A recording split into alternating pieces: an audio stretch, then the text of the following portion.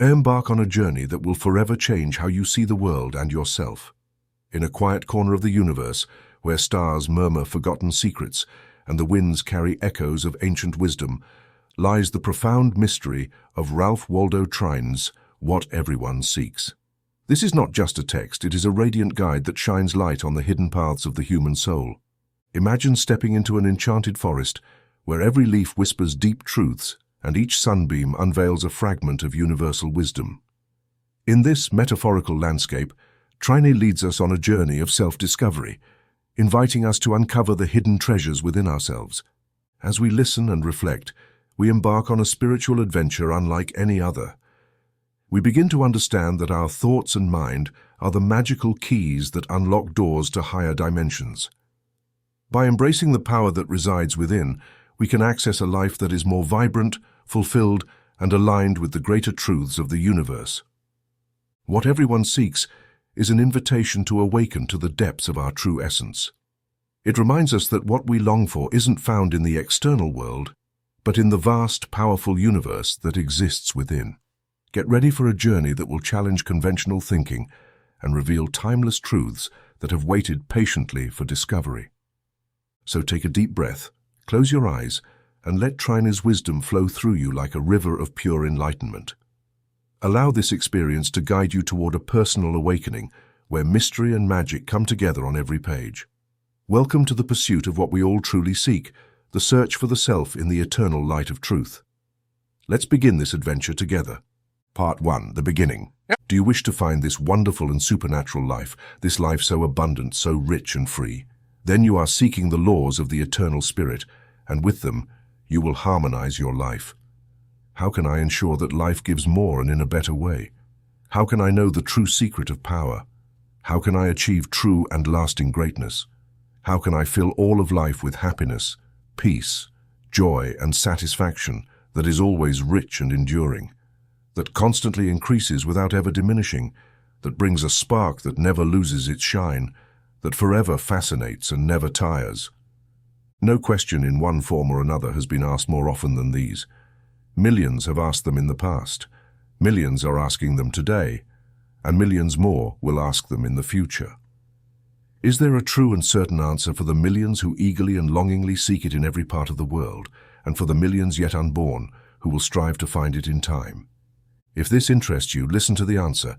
The fact that you've read this far into this small volume, whose title drew you to it, indicates that yes, you are among the countless company already mentioned.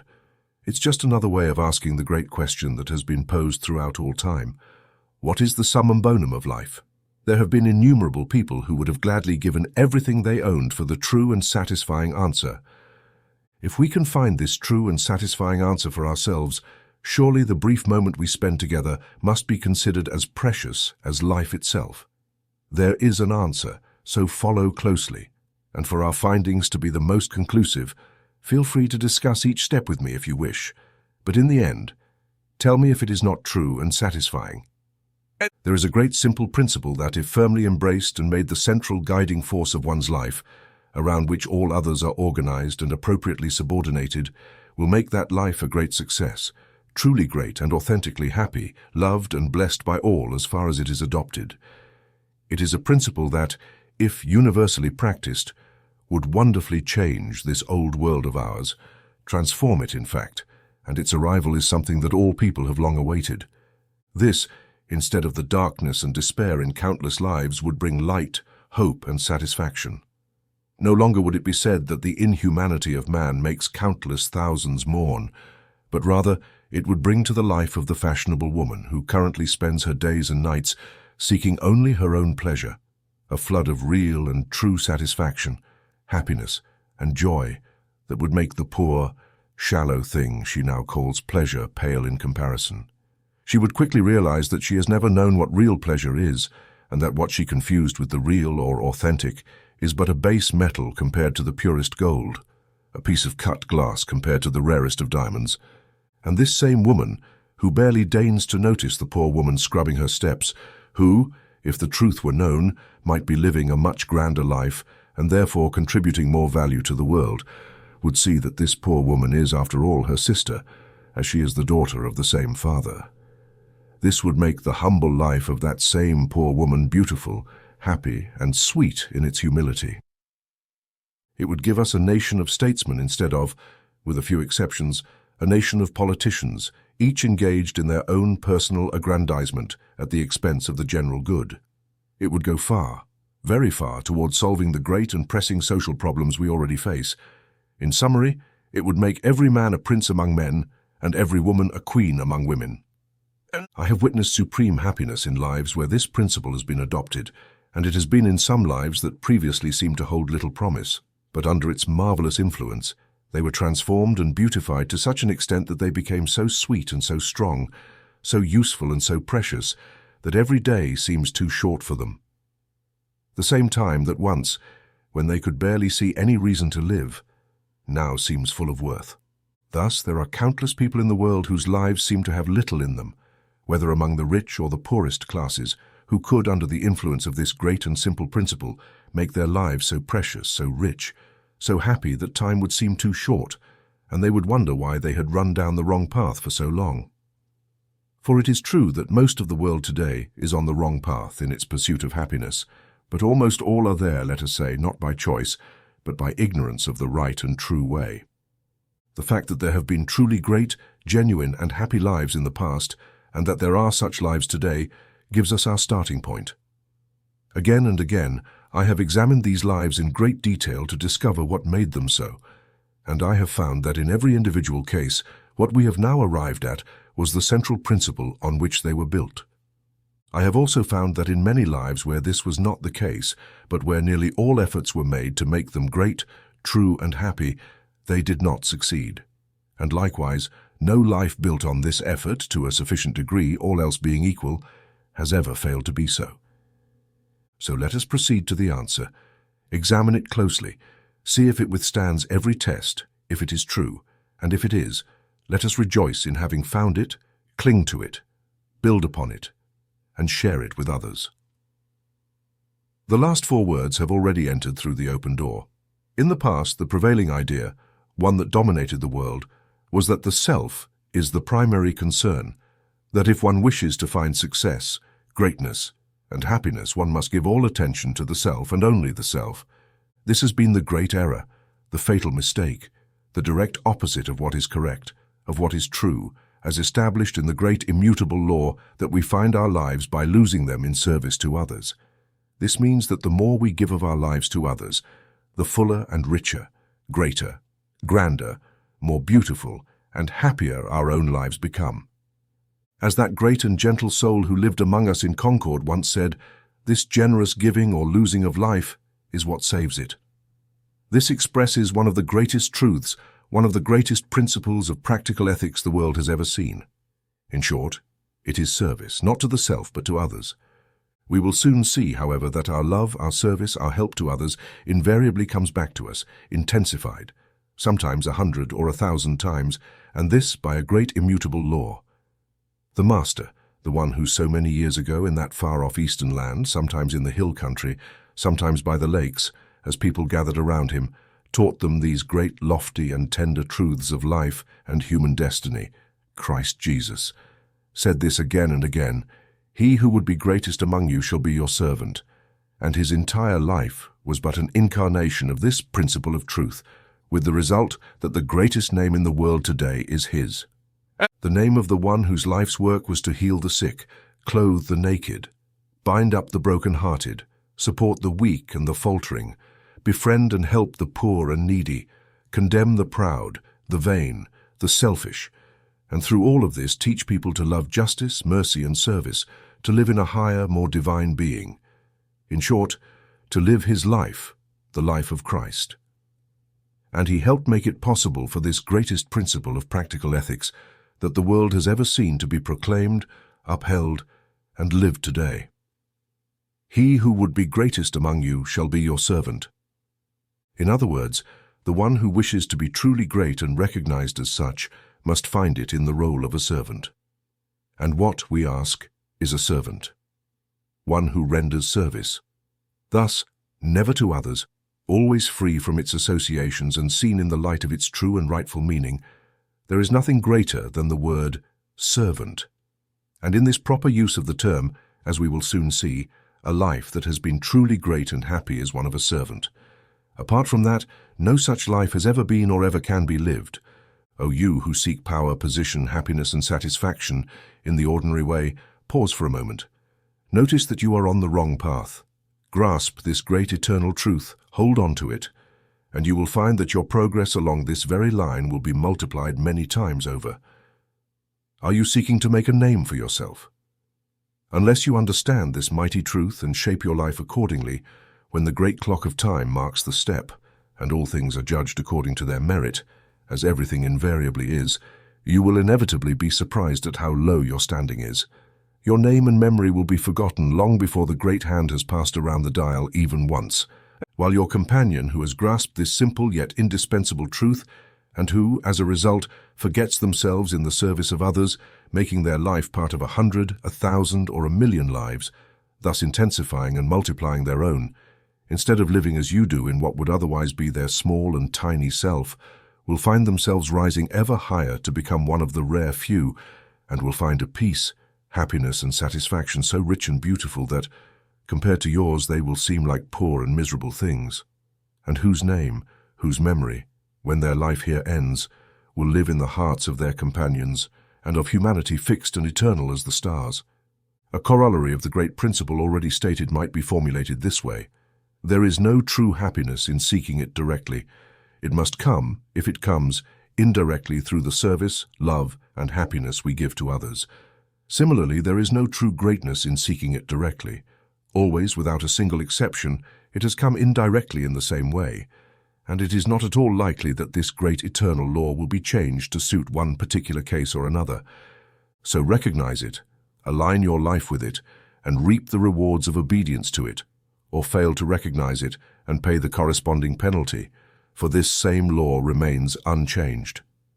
The men and women whose names we honor and celebrate are invariably those whose lives are primarily based on this great law. Observe, if you will, all the truly great lives in the history of the world among the living and those we call dead, and tell me if in every case their existence is not a life dedicated to serving others, whether directly or indirectly, as when we say they served their country. Whenever one seeks reputation, glory, honor, or happiness directly, and for one's own benefit, what is true and genuine never arrives, at least not to a degree worthy of the name. It may seem to be the case for a time, but a great law states that this person will get here and no further. Sooner or later, and usually sooner, the end comes. Human nature seems to operate according to a great paradoxical law, which states that whenever a self-centered man, who thinks and lives solely for himself, intensely desires a position, to be favored, or to gain honor, the very fact that he is so focused on these things is itself a sufficient indicator that he is too small to possess them, and humanity refuses to grant them to him. On the other hand, the one who forgets himself and, losing sight of such desires, makes his primary goal in life to help, rescue, and serve others, by that very act demonstrates that he is great enough to deserve them, and his fellow beings instinctively bestow them upon him. This is a great law from which many could benefit.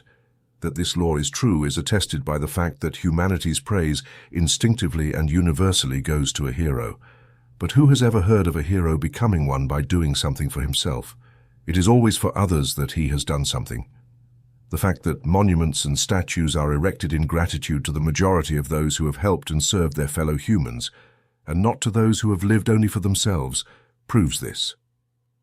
I have seen many monuments and statues erected in memory of philanthropists, but I have never seen one dedicated to a miser. Many to men of generous and noble hearts, but never to a man whose entire life was that of a shrewd dealer, clinging with a kind of ridiculous tenacity to everything that came into his temporary possession. I have seen many erected for statesmen, but never for mere politicians, many for true orators, but never for demagogues, many for soldiers and leaders, but never for men who were not ready, when necessary, to risk everything in service to their country. You will find that the world's monuments and statues have been erected, and its praise and honors rendered, to those who were great enough to forget themselves in service to others. They were true servants of humanity, faithful to the great law that we find our lives by losing them in service to others, not seeking honor for themselves, but giving service to others. Yet notice the strange, wonderful, and beautiful transformation that results from this. Honor for themselves because of their service to others. It would be of great interest to verify the truth of what has just been said by observing some of those who are regarded as the great sons and daughters of the world, those to whom its honors, praises, and tributes are given, to see on what basis their lives have become so great and so honored. From all this glorious company that could be presented, we must content ourselves with looking at just one or two. The name and figure of one person come to mind, whose birthday, I predict, will soon become a national holiday, whose praises are sung, and whose name and memory are honored and blessed by millions of people across the world today, and will be by millions yet unborn, our beloved and holy Lincoln. I ask, why is this so? One of his statements gives us the answer. During that famous series of public debates in Illinois with Stephen A. Douglas in 1858, speaking in Freeport, Mr. Douglas declared at one point, "I don't care whether slavery in the territories is voted up or down. For me, it makes no difference." Mr. Lincoln, speaking from the depths of his great and sincere heart, responded emotionally, "I'm sorry to perceive that my friend, Judge Douglas, is so constituted that he does not feel the lash at all when it is applied to another man's back." He never thought of himself, always of others. He immediately recognized in those 4 million enslaved black people his brothers, for whom he must set himself to serve. It almost seems absurd to use the word selfish in relation to this great man. Early on, while he was still in a very humble and lowly position in life, he consciously or unconsciously grasped this great truth, and by making the great underlying principle of his life, that of serving and helping his fellow humans, he chose precisely the path that would make him one of the greatest sons of mankind. Our great brother, with a truly noble heart, never asked himself what he could do to achieve greatness, popularity, or power, or to perpetuate his name and memory. He simply asked how he could help, how he could be of use to his fellow humans, and he continually did whatever his hands found to do. He simply harmonized his life with this great principle, and in so doing, he adopted the best means, the only means, of securing what countless others seek and strive for directly, but fail so miserably to obtain. In the same vein, another princely soul comes to mind, one who loved everyone, and whom everyone loves and delights to honor. A small incident also comes to mind that will give us an idea of why this is so. One afternoon, not long ago, Mrs. Henry Ward Beecher was speaking to me about some of the traits of the great Brooklyn preacher. As she was discussing some of these traits along the same lines we are considering, an old gentleman, a neighbor, entered the room carrying something he had brought from Mr. Beecher's grave. It was the day after Decoration Day. Here's his story. When the great procession entered the cemetery with its bands, carriages loaded with sweet fragrant flowers, and its flags fluttering beautifully in the sunlight, a poor and humble-looking woman with 2 companions caught the doorkeeper's attention because of her apparent nervousness.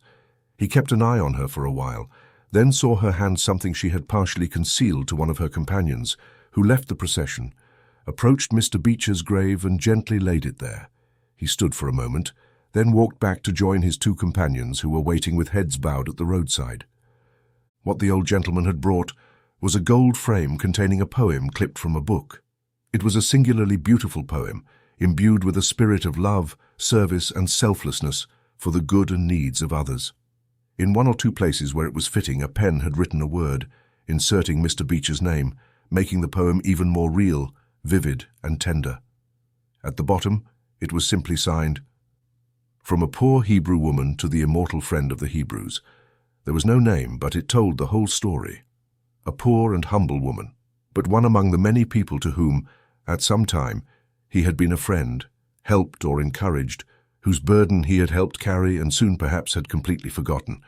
When we remember that this was his life, is it necessary to look further to understand why everyone delights in honoring this other royal-hearted brother? Reflecting on this simple, beautiful, and moving incident, how true and vivid the ancient lines become. Cast thy bread upon the waters, send it afloat with thy breath of prayer.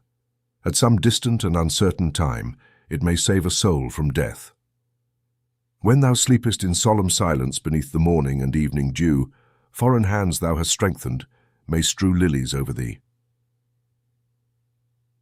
Our good friend Henry Drummond, in one of his most beautiful and valuable works, says, "And how right he is, Love is the greatest thing in the world. Do you have this greatest thing? Yes? Then how does it manifest? Through kindness, through helping and serving those around you. If that's the case, then you truly have it. If not, I suspect what you call love is something else. And indeed, you've been greatly mistaken. In fact, I'm sure of it, because if it doesn't show itself in this way, it can't be true love, for this is the only infallible proof. Love is the state. Helpfulness and service are its dynamics. The first is necessary for the second, but the second is more powerful because action is always more potent than mere potential. And without the dynamic, the state may not even exist. Helping, kindness and service are nothing more than the expression of love. They are love in action. Unless love manifests itself in action, it indicates that it is of a weak, unhealthy nature that needs exercise, growth and development to become strong, healthy, vigorous and true, rather than remaining a small, weak, vague, sentimental thing or even nothing at all. Yesterday, I listened to one of the world's greatest thinkers and speakers, one of our keenest observers of human affairs, declare that selfishness is the root of all evil. Now, if there is any truth in the idea that one thing can be the root of all evil, then I believe there is much truth in this statement. But leaving aside for now whether it's true or not, it is certainly true that the person who cannot go beyond themselves deprives their life of its main charms and moreover sabotages the very goals they pursue. It is well known in the natural world around us that anything that is useless, anything that serves no purpose, withers away. Similarly, it is a law of our own being that one who does not make themselves useful, who does not serve the larger body of humanity, who only cares about their own small self, finds that this self, however small, becomes even smaller.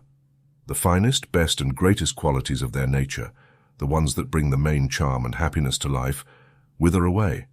Such a person lives constantly in the company of their own diminished and atrophied self, whereas the person who, forgetting themselves, makes service, help and kindness towards others their life's goal, finds their entire being growing and expanding, becoming someone of a great heart, magnanimous, kind, caring, understanding, joyful and happy. And their life becomes rich and beautiful because, instead of living a small life, they have entered into and are part of an enormous and incalculable number of other lives. Every success, every joy, every happiness that comes to each one of them also comes to this person, because they share in each one. This is how one becomes a prince among men, a queen among women, because one of the fundamental principles of life is this: as much love as you give, so much love you receive; as much love you give, so much growth you experience; as much love you give, so much power you gain; as much love you give, so much strong, healthy, rich, exuberant and abundant life you live. The world is beginning to realize that love, far from being something vague, is a living and vital force, just like electricity is a force, though perhaps of a different kind. The same great truth we are learning about thought is that thoughts are things, that thoughts are forces, the most vital and powerful forces in the universe, that they have form, substance, and power. The quality of the power is determined by the quality of the life in which the thoughts are generated. So, when a thought is born, it doesn't stop there but takes shape and, like a force, goes out and has its effect on other minds and lives, the effect being determined by its intensity and the quality of the dominant emotions, as well as by the emotions prevailing in the person when the thoughts are generated and take form. Science, as it demonstrates the great facts it points to today about the mind in its relation to and effects on the body, is also discovering through its own laboratory experiments that each particular type of thought and emotion has its own particular qualities, and therefore its own particular effects or influences, classifying them with scientific precision. A very general classification in one word would be this: those of a higher nature and those of a lower nature. Some of the principal ones of the lower nature are anger, hatred, jealousy, malice, and rage. Their effect, especially when violent, is to produce a poisonous response in the system, or rather to establish a corrosive influence that transforms the healthy and life-giving secretions of the body into destructive poisons. When someone, for example, is dominated even for a moment by a passion of anger or rage, what is created in the system could rightly be called a bodily thunderstorm. This has the effect of corrupting and corroding the body's normal, healthy secretions, turning them from life-giving into poisons. If allowed to persist, These states will sooner or later induce the form of illness that this particular state of mind, emotion, or passion generates, which in turn becomes chronic. Eventually, we will discover, as we are beginning to rapidly see today, that practically all disease originates from perverted mental states or emotions. Anger, hatred, fear, worry, jealousy, and lust, as well as all milder forms of perverted mental states and emotions, each have their own particular poisonous effects and induce their own particular form of illness, for all life proceeds from within outward. Then, some of the principal higher mental states and emotions are love, sympathy, benevolence, kindness, and good cheer. These are natural and normal, and their effect when habitually practiced is to stimulate healthy, purifying, and life-giving action, exactly the opposite of the others. And these same forces, when actively stimulated, will counteract and in time heal the pathological effects of their opposites. Their effects on the face and features, inducing the highest beauty that can reside there, are also marked and omnipotent. Thus far, we have spoken of the effects of thought forces on the self. One more word about their effects on others. Our predominant thought forces determine the mental atmosphere we create around us, and everyone who comes into its influence is affected in some way according to the quality of that atmosphere. And although others may not always receive the exact thoughts, they feel the effects of the emotions dominating the initiator of these thoughts, and therefore the creator of this particular mental atmosphere. The more sensitively organized a person is, the more sensitive they will be to this atmosphere, sometimes even to the point of picking up the exact thoughts. So, even in this, the prophecy begins to be fulfilled. There is nothing hidden that will not be revealed. If the thought forces sent out by a particular life are those of hatred, jealousy, malice, criticism, or scorn, these same thought forces awaken and are sent back by others, so that one is affected not only by the discomfort of receiving such thoughts, but also because they influence one's own mental states and, through them, one's own bodily conditions. As far as one's own well-being is concerned, indulging in thoughts and emotions of this nature is most costly, harmful, and destructive. If, on the other hand, the thought forces we send are those of love, sympathy, kindness, joy, and goodwill, these same forces will awaken and return, so that one feels their pleasant, ennobling, warming, and invigorating effects. Thus, concerning one's own well-being, there is nothing more desirable, precious, and life-giving. From others, we receive exactly what we send and call forth from them. If we want everyone to love us, we must first love everyone, which is a great scientific fact. Why does everyone instinctively dislike and reject petty, selfish, and egotistical people, while irresistibly drawn to those with a big heart, who are tender, loving, magnanimous, sympathetic, and brave? A simple answer won't suffice. There is a profound and scientific reason for this, or it isn't true. Much has been said and written about what some call personal magnetism, but as is often the case, it is still little understood today. In my view, personal magnetism in its true sense, and contrary to what we might call purely animal magnetism, is nothing more than the thought forces sent out by a big-hearted, tender, magnanimous, loving, and sympathetic man or woman. Let me ask you, have you ever known great personal magnetism in someone who is petty, vindictive, or self-centered? I bet you haven't, but always in the other. Nothing can oppose the wonderful transmuting power of love. Even regarding an enemy, I am not to blame if I have an adversary, but I am to blame if I keep him as such, especially after discovering this wonderful transmuting power. If I have an enemy, I will absolutely refuse to recognize him as such. Instead of harboring the same thoughts he has of me, instead of sending him similar thought forces, I will send him only thoughts of love, sympathy, brotherly kindness, and magnanimity. It won't be long before he feels them and is influenced by them. Then I will watch for my opportunity, and whenever I can, I will go out of my way to do small services for him. He won't be able to resist these forces, and one day I will find that the one who is today my fiercest enemy has become my warmest friend, and perhaps my firmest defender. The wise man is certainly the one who, through this marvelous alchemy of love, turns an enemy into a friend, the fiercest opponent into the warmest friend and supporter. This is surely what the Master meant when he said, "Love your enemies, do good to those who hate and mistreat you. Thus you will heap burning coals on their heads. Yes, you will melt them, for they cannot resist this force. You will convert them into friends. You can never know what your thoughts will do, whether they bring hatred or love, for thoughts are things, and their wings are swifter than those of carrier pigeons. They follow the law of the universe and rush to bring back to you what has emanated from your mind. If today's science, at the end of this 19th century, is discovering and scientifically demonstrating in the laboratory the great immutable laws upon which the inspired and enlightened of all ages have based their teachings, it is because those who, by ordering their lives according to the higher laws of their being, obtain in an instant through direct contact of inspiration what the physical investigator takes a lifetime, or a series of investigators takes a series of lifetimes to discover and demonstrate. Part 2. Application. Are you seeking greatness, O my brother, while the seasons and years slip away? If you seek directly and only for yourself, you will never attain truth and permanence. But by completely forgetting the self, know well this law. It is the hero, not the self-seeker, who is crowned. So go, lose your life in the service of others, and greatness and glory will abound. Is your ambition to become great in a particular field, to achieve fame and honor, and with them happiness and satisfaction? Is it your ambition, for example, to become a great orator, to move great masses of people, to receive their praises and applause? Then remember, there has never been, there will never be, and in summary, there can never be a truly great orator without a great purpose, without a great cause behind him. You may study in all the best schools in the country, in the finest universities, and in the best schools of oratory. You may study until exhaustion and then seek the best abroad. You may study until your hair begins to grey, but that alone will never make you a great orator. You may become a demagogue, and if you are self-centered, you inevitably will, for that is precisely what a demagogue is.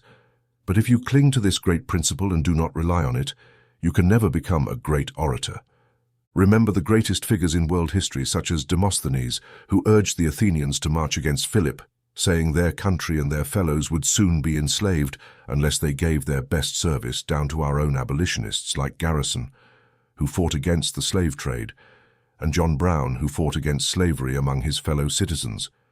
A harsh, mortifying, and miserable situation. In the first struggle, only the body is enslaved, so the mind and soul remain free.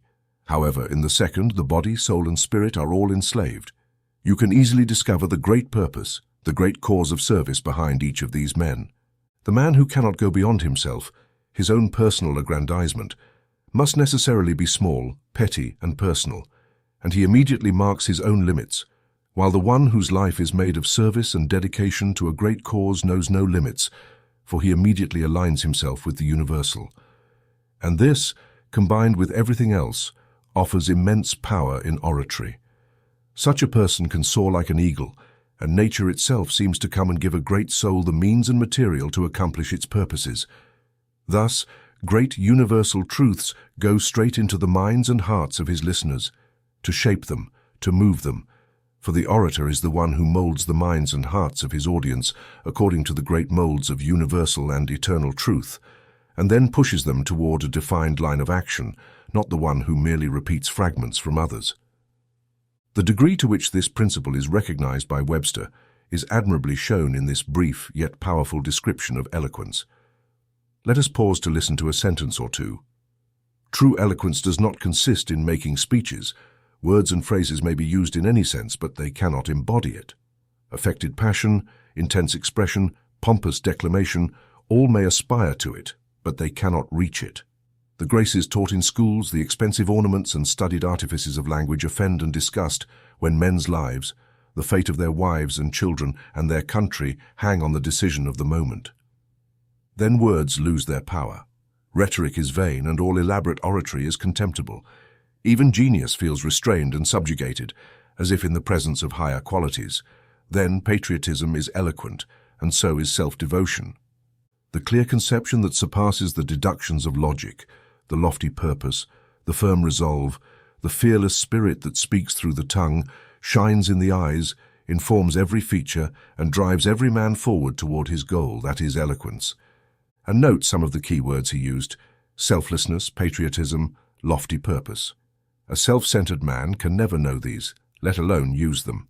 It is true that the things one can learn, such as freeing the bodily agents, developing the voice, and so on, so that they become true spokespersons of the soul instead of limiting or binding it, As is so often the case with public speakers, all these things are valuable, very important and necessary, unless one is content to live below their highest potential. And the one who recognizes this fact is wise. But these in themselves are mere vague canvases when compared to those greater, more powerful and essential qualities. Is it your ambition to become a great statesman? First, notice that in the very word statesman, there is a man who dedicates his life to the service of the state. And recognize that to say a man has given his life to the service of the state is simply another way of saying he has given his life to the service of his fellow men. For after all, what is a country, a state, in the true sense of the word, but the collective body of its individual citizens? And the man who lives for himself, who places the interests of his small self above those of thousands, can never be a statesman. A statesman must be a bigger man than that. Remember the greatest of the world among the living and the dead, and you will quickly see that the life of each of them has been built upon this great principle, and that they have been great, and are regarded as such, precisely to the extent they embodied it. Two of the greatest Americans, both deceased, would today be considered, and will even more so in time, as greater had they been just a bit larger in one aspect of their nature, large enough to fully recognize the eternal truth and importance of this great principle, and if they had dedicated to the service of their fellow men the time they spent desiring the presidency and making that desire too clear. Obtaining it would not have made them greater, and showing so clearly their childlike and anxious desire for it made them smaller.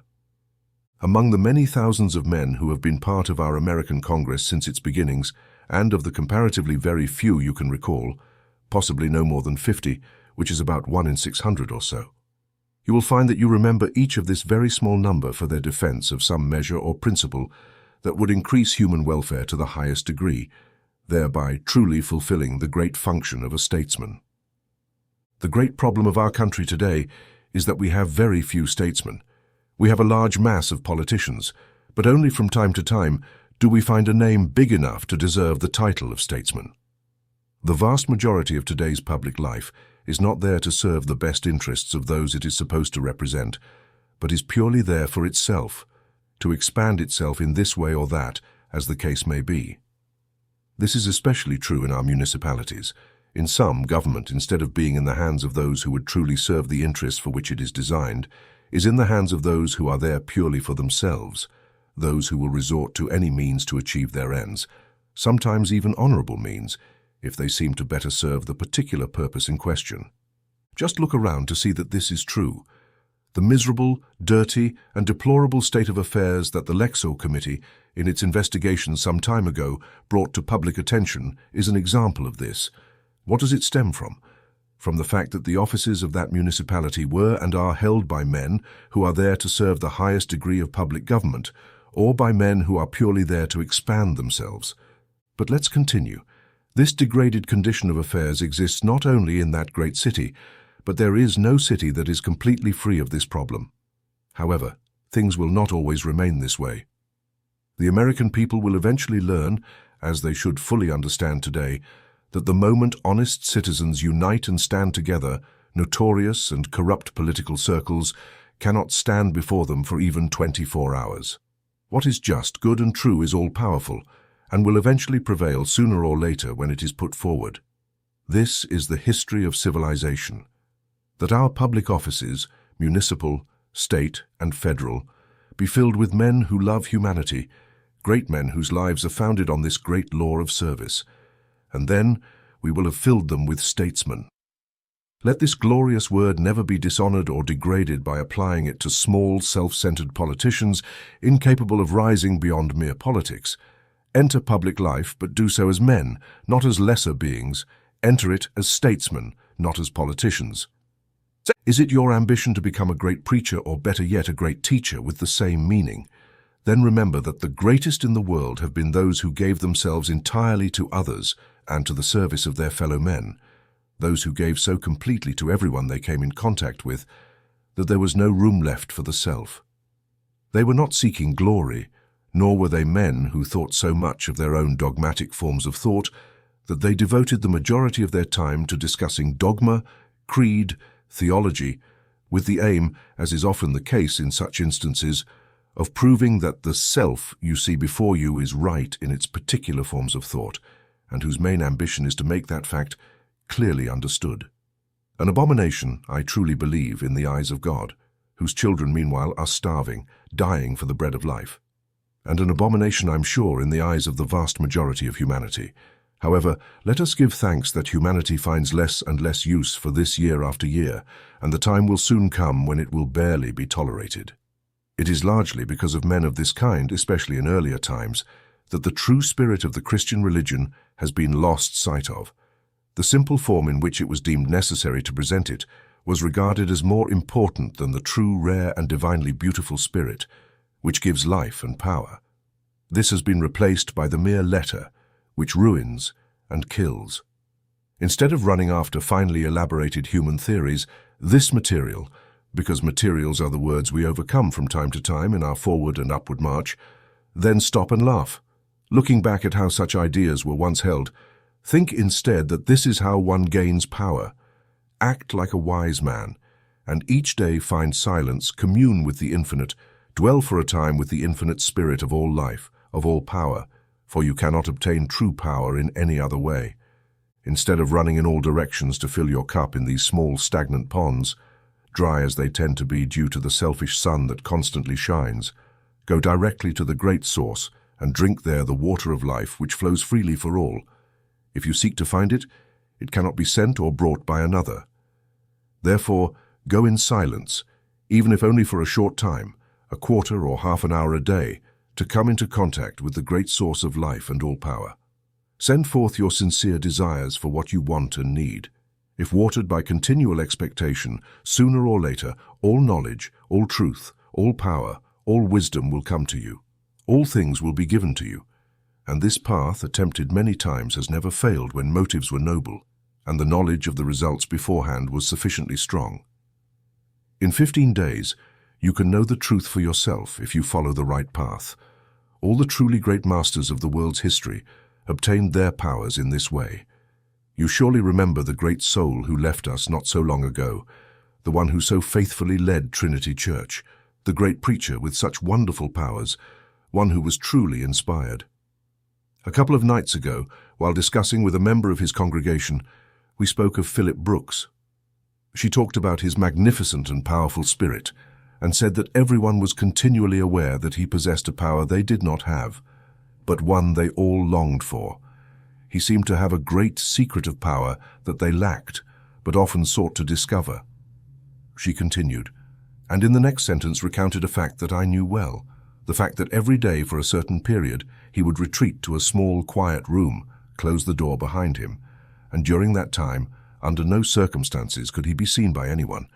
The dear lady knew these two things. She knew and was influenced by the great force of his soul. She also knew that he withdrew like this into silence each day, but alas, she had never thought to connect the two. This is how the great power of the soul grows, and men of such great power are those who shake the world, who accomplish the great work in all areas, and against whom no man or force can prevail. Recall some of the world's greatest preachers, or more appropriately, masters, and note that I do not refer to creed, dogma, or form, but to spiritual masters, and that one differs from another as night from day. And you will find two great facts in each of their lives: a great soul power cultivated primarily through time spent in silence, and the fact that each life was built on that great and all-powerful principle of love, service, and helping all of humanity. Is it your ambition to become a great writer? Very well, but remember that unless you have something to offer the world, something you feel is needed by humanity, something that helps in its upward and forward march, unless you have such a service to render, it would be wiser not to take up the pen at all. Why? Because if your purpose in writing is simply glory or money, the number of your readers may be exceedingly small, perhaps a few dozen or even fewer. What the author writes is, after all, the sum of their life, habits, character, experiences, or intentions. They can never write more than they are. They cannot exceed their own limits. And unless they have a higher purpose than writing for glory or personal gain, they will set their own limits, and what they seek will never come to pass. But the one who writes for the world because they feel they have something the world needs, and that will help humanity, if it is truly needed under the same conditions, what the other seeks directly, and never attains will come to them in full measure. This is how it happens, and only thus. Humanity does not care about you until you show that you care about humanity. Consider the statement of a now famous writer whose first book was an instant success followed by others. She says, "I never thought of writing until about 2.5 years ago, when, to free my mind from certain thoughts that demanded expression, I began to produce this work." We cannot overlook the remarkable success of her first book and all those that followed.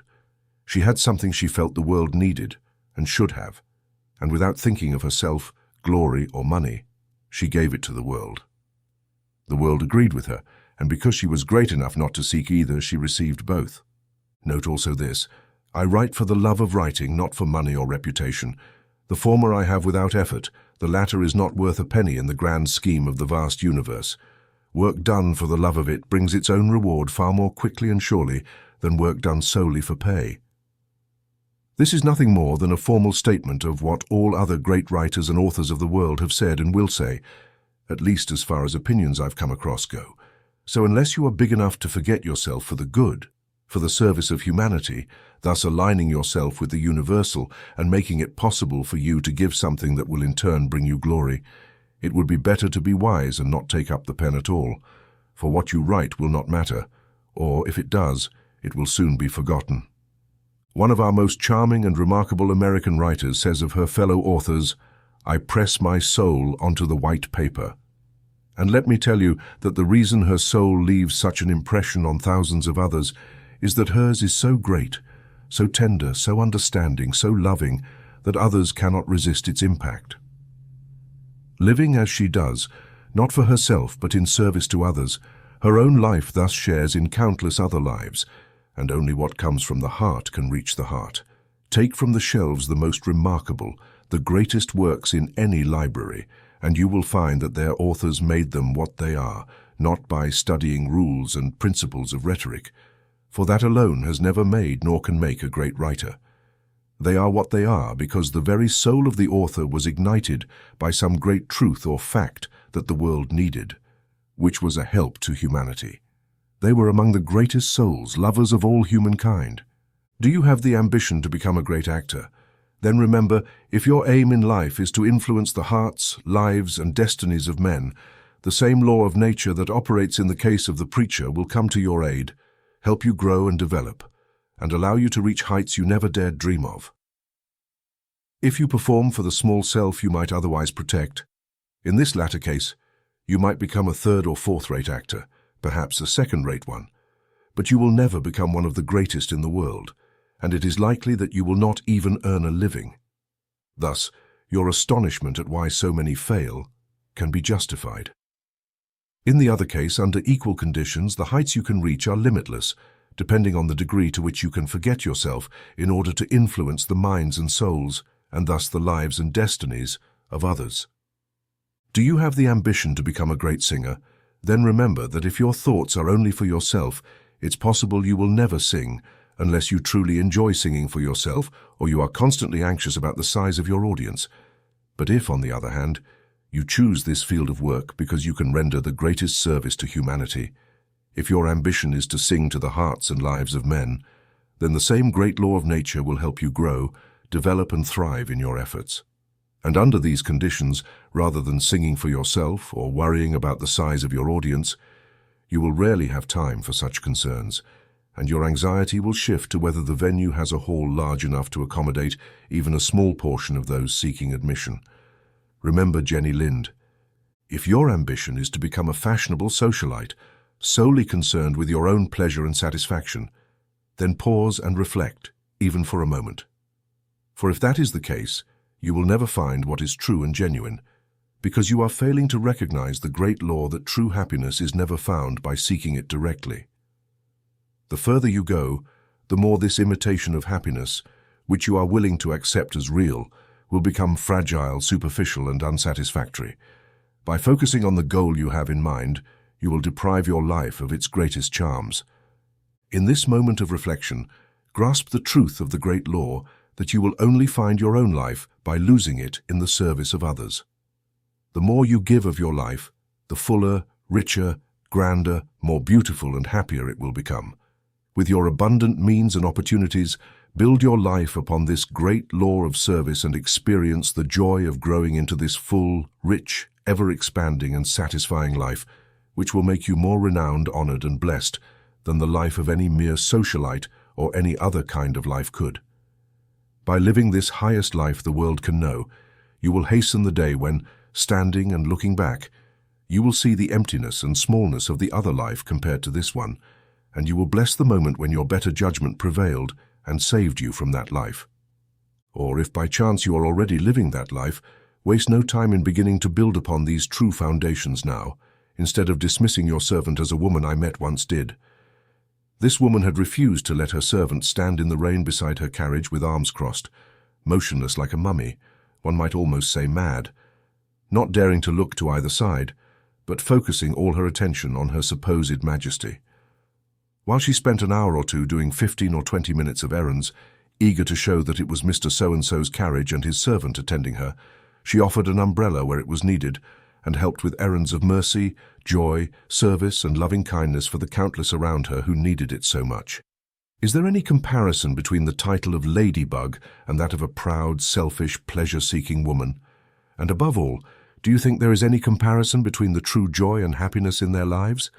If your life's ambition is to accumulate wealth to gain a great name, and with it, happiness and satisfaction, remember that whether or not you achieve these things will depend entirely on how you use and distribute your wealth. If you regard it as a private fund to be used for the supreme good of humanity, then those things will come to you. However, if your aim is to hoard and amass it, neither will come, and you will find life as unsatisfying as it can be. There is no greatness in material things themselves. Greatness is entirely determined by the way they are used and distributed. The greatest and only true greatness in the world is selfless love, service, and devotion to others. Analyze this carefully and tell me honestly if there can be anything more foolish than a man spending every day of his life amassing and hoarding money, too miserly and stingy to use anything more than what is absolutely necessary, often accumulating far more than he could ever use, always anxious for more, becoming even more anxious and attached to his possessions as he nears the end of his life, only to lie down, die, and leave it all behind. It seems to me as sensible as a man making the accumulation of an immense heap of scrap metal in the middle of a field his life's great ambition, sitting on it day after day because he is so attached to it that it has become a part of his life, and to avoid losing even a fragment, denying himself and those around him the many things that make life valuable and enjoyable, eventually dying there with a soul so shriveled and atrophied that it struggles to leave his wretched old body. There isn't much difference when you think about it carefully. One is a pile of scrap, the other a pile of gold or silver, but they belong to the same general category. A great law of our being is that we assimilate to the things we contemplate. If we contemplate what is true, noble, and high, we grow to resemble them. If we contemplate purely material things like gold, silver, copper, or iron, our souls, our nature, and even our faces become like them. Hard, insensitive, stripped of their finest, noblest, and greatest qualities. Think of the image of a miser, and you will quickly see this is true. It is the great law of nature. The man who believed he would be a master becomes a slave instead. Rather than possessing his wealth possesses him. How often have I seen such people? They exist almost everywhere. You can surely recall a few, perhaps many. Over the past 2 or 3 years, 2 well-known American millionaires have passed away, millionaires several times over. One of them began his life with the idea of gaining a great name by accumulating great wealth. These 2 things were foremost in his mind, to be and to have great wealth. As he progressed, he gradually saw life only from this perspective. Greed soon enslaved him more and more, and knowing nothing but obedience, he hoarded, amassed, and stored. After spending all his days this way, he lay down and died, taking barely a cent with him, with a soul so shriveled compared to what it could have been, for it could have been the soul of a true master rather than a lowly slave. The newspapers reported his death with few words of praise, few mourned him, and even fewer wept for him. Even after his death, thousands referred to him with little admiration, all agreeing on what he could have been and done, the immense power for good he could have had, how he could have been loved and honored during his life, and, upon his death, mourned and blessed by the whole nation. by the entire world. It is indeed a pitiful sight to see a human soul and spirit voluntarily enslaving themselves for a few pieces of temporary metal. The other man began his life with the principle that a man's success must be measured by his direct usefulness to his fellow men, to the world in which he lives, and for that purpose alone. That private wealth is merely a private fund to be used for the greater good of humanity. Under the beneficent influence of this mighty principle of service, we see him grow, becoming great, influential, wealthy, with his entire nature expanding. He becomes kind-hearted, generous, magnanimous, serving his state, his country, his fellow men, inscribing his name in the hearts of all who come into contact with him, so that his name is never thought of without feelings of gratitude and praise. Then, as a principal service to his fellow men, as well as through his own influence and personal example, he uses his vast fortune, this gigantic private fund, to found and endow a great institution of learning. Using his magnificent business abilities in its organization, he makes it a priority that young men and women can benefit from all the advantages at the lowest possible cost, preparing them in turn for greater direct usefulness to their fellow men while living in the world. In the midst of these activities, the news of his death arrives. Many hearts are now saddened. The true friend with a big, compassionate heart, the servant of both rich and poor alike, is gone. Countless people whom he befriended, encouraged, helped and served bless his name and give thanks for a life so well lived. His own grand procession stands as pallbearers of his coffin, while the entire nation acts as an honorary bearer of it. Who can estimate the influence of a life like this? But it cannot be measured, for it will ripple out from those directly influenced to others, and through them to others still, for all eternity. Only the one who weighs every human act on its true scale can estimate it, and his final generous gift to humanity will ensure that his name will be remembered, honored, and blessed long after the hoardings of mere plutocrats have scattered, and humanity has forgotten that they even lived.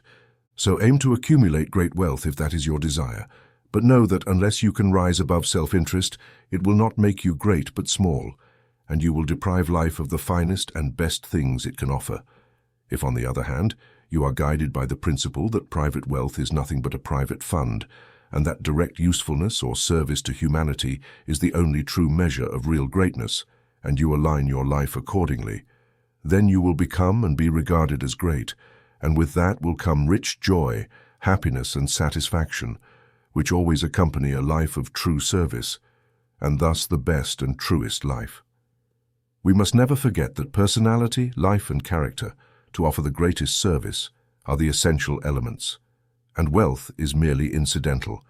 It is equally unacceptable to be among those who are too petty, too small, or too miserly to invest in anything that promotes their own growth and development.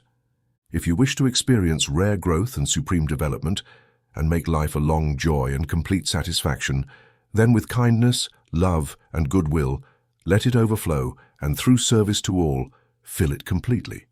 If you had the whole world and all of heaven to love you, and that love with its power fully convinced you, then you would love everyone, and real, genuine men would weep at your passing. God bless you, Prince. A beautiful aspect of this principle of love and service is that this phase of personality or nature can grow. I've heard people ask what to do if one doesn't naturally possess it to a marked degree. In response, let's say that you must forget yourself, step away from self for a while, and when the opportunity arises, do something for someone. A kind service, a caring favor, no matter how small it may seem, but a kind look or word to someone weighed down by life's worries, from whom everything worth living for seems to have faded away. A friendly hand or a small push for someone almost discouraged could be the critical moment. A friendly hand now can change a life and a destiny.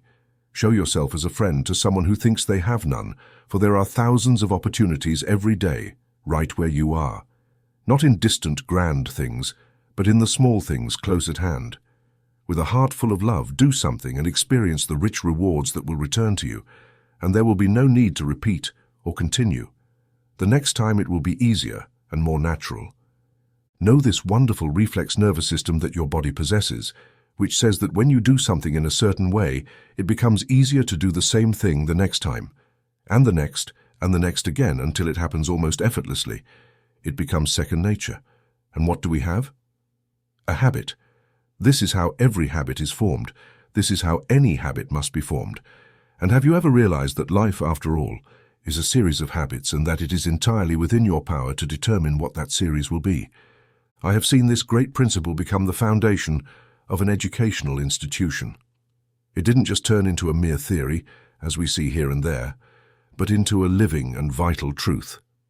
I wish I had time to describe its wonderful and beautiful influences in the life and work of that institution, and in the lives and work of those who come from it. It is uplifting to be there. You cannot step within its walls even for a moment without feeling its beneficent influences. You cannot leave without taking them with you. I have seen life purposes nearly or entirely transformed, and life, so rich, so beautiful, and so precious, open up in ways that people never imagined it could by simply being under those magnificent and life-giving influences for a single year. I've also seen this principle become the foundation of a great summer congress, which has already accomplished unprecedented work and has even greater work ahead of it, mainly because of the all-powerful foundation upon which it is built, conceived and implemented by a rare and highly enlightened soul, full of love for the service of all humanity. There are no thoughts of financial return, for everything it has to offer is as free as the magnificent atmosphere that pervades it. The result is that, through its excellent body of lectures and participants, it brings together a group of people of the rarest kind, so that everywhere there is a manifestation of that spirit of love, help, and kindness, which fills the entire atmosphere with a profound sense of peace, making every moment of life a joy. This spirit makes the place so delightful that often a day-long stay for some who came during that period stretches into a week, and the week in turn into a month, and the single month for others frequently extended first to another month and then to the entire summer. However, this fact is not strange, for where sweet humanity is found, there is a place where all people love to dwell. To make this fundamental principle the core of your life, around which all others arrange and properly subordinate themselves, is not, as an occasional observer might think, and as is sometimes suggested as an argument against one's own development and evolution, against the highest possible development of one's entire personality and powers. On the contrary, it is one of the greatest reasons, one of the greatest arguments in favor of it, for the stronger the personality and the greater the powers, the more influence one will have in service to humanity. If life is built on this foundation, can there be any greater incentive for personal development that leads to your highest possibilities? Development for oneself can never have such a powerful incentive behind it. After all, there is nothing in the world greater or more effective in serving humanity than strong, noble, beautiful manhood or womanhood. This is what, in the end, determines the influence of each person on their fellow human beings. Life, character, is the greatest power in the world. And character is what gives power, for all true power, no matter its domain, is ultimately in living the life one speaks of. It is a great law that very few who desire great power and influence seem to know, or at least very few seem to act accordingly. If you are a writer, you can never write more than what you are yourself. Do you want to write more? Then enrich and deepen your life. If you are a minister, you can never raise men higher than where you have raised yourself. Your words will sound exactly like the life they come from. Empty, if the life is empty. Weak, ineffective. False, if the life is so. If you want them to have more strength and effectiveness, live the life. The power will come. If you are a speaker, the power and effectiveness of your words to influence and move the masses depend entirely on the height from which they are spoken. If you want them to be more effective, filled with living power, then elevate your life. The power will come. If you are in the private spheres of life, wherever you are, there emanates from you, even without saying a word, a silent but effective influence, either uplifting or degrading. If life is elevated and beautiful, then the influences are inspiring and invigorating. If it is low, devoid of beauty, then the influences are laden with sickness and death. The tones of your voice, the posture of your body, the character of your face, all are determined by the life you live. All in turn influence, for better or for worse, everyone who enters your circle. And if, as a great soul of the earth once said, the only true way to help a man is to do your very best, then this is the immense power of life itself. I personally know of a young man, endowed with splendid qualities and gifts, who was on the path to ruin, gradually losing control of himself day by day. His self-respect nearly vanished. He had even considered suicide. However, he was so inspired by the mere presence and demeanor of another young man, a genuine soul, a young man with complete self-control, and therefore a powerful one, that just the sight of him, as he went about his daily tasks, was a force that awakened his better self, aroused the divine nature within him, and brought him back to the path of righteousness, truth, and manliness. Today, there is no greater, stronger, or more beautiful soul in the entire country than him. Indeed, there is a powerful influence manifested in every strong, pure, and noble individual life that serves all. Have you ever considered the wonderful possibilities of what could be called inner or soul development? Perhaps not, because so far, only a few have begun to recognize the power it holds. It is a great power that has always existed, a power that has never been fully understood, which is why it has been labeled by this term and others. It is possible to develop this soul power in such a way that, when we simply speak to a person, there emanates from us a silent influence that the person cannot see or hear, but can feel and cannot escape. When we merely enter a room where several people are gathered, there flows from us a power, a silent influence that everyone will feel and be influenced by, even without a word being spoken. Such has been the power of every man, of every woman of great and lasting influence throughout the history of the world. This power is only now beginning to come to us through a few highly enlightened souls who discover that this power can grow, that it rests upon the great natural law that the Creator of our being has established within us and around us. In the coming years, we will witness many marvelous developments in this area, for the light is beginning to break. A few, perched very high in the spheres of human development, are beginning to perceive the first faint glimmers of the dawn. So live to the fullest, for this alone will give you great service to humanity. But without it, you will never achieve it, no matter how hard you try. And you must know, even for your own highest interests, that the true joy of existence comes from living life to its highest. Only this life will bring what I believe to be one of the greatest characteristics of a truly great man, humility. And when one speaks of humility, it necessarily implies simplicity, for the two always go hand in hand. One is born of the other. The proud, the vain, the arrogant, those who seek to make an impression, are never among the great figures of the world.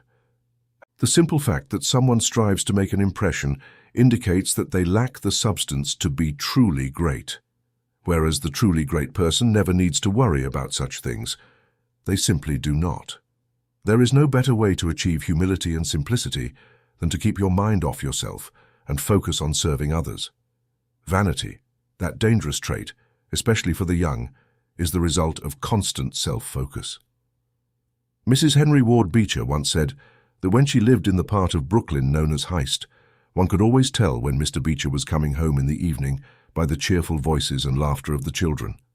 All the children on the street, as well as the wealthier ones from the neighborhood, knew him and often awaited his arrival. When they saw him from afar, they ran and gathered around him, holding his hands and digging into those large coat pockets filled with nuts and other treats that he so often stocked before coming home. Knowing full well what would happen, they tugged at him to keep him with them as long as they could, he laughing all the while, as if trying to escape was never too great, but great enough to join them in their games. A mysterious sense of dignity in a lesser man, with less humility and simplicity, always mindful of himself and his position, would have been enough to ensure that such behavior would be deemed inappropriate. But even the children, both those from the street and the wealthier ones, found in this great loving soul a friend. Let us recall similar incidents in the almost daily life of Lincoln and the lives of all truly great men. All possessed this beautiful and ever-powerful characteristic, this simple and childlike nature. Another of the most beautiful and precious aspects of such a life is its effect on one's own growth and development. There is a law that states you cannot perform an act of kindness or loving service for another without it bringing rich returns to your own life and growth. It is an unchanging law. If I do an act of kindness or loving service for a brother or sister, and all are, for they are the children of the same Father, I will rejoice doubly in the opportunity if I do it out of love, forgetting myself, knowing that it may do me more good than the person themselves in its influence on the growth of this rich, beautiful, and happy life that I must cultivate. though the resulting joy and satisfaction, the highest, sweetest, and keenest that this life can know, are abundant rewards in themselves. It almost never fails that those helped in this way by loving service may, in turn, find themselves in a better position, whether directly, indirectly, or at the most needed or appropriate time, to render a kind service to the one who, without thinking of any possible return, treated them kindly. So cast your bread upon the waters, spread your treasures everywhere, scatter them with generous hands, and rejoice to see them go.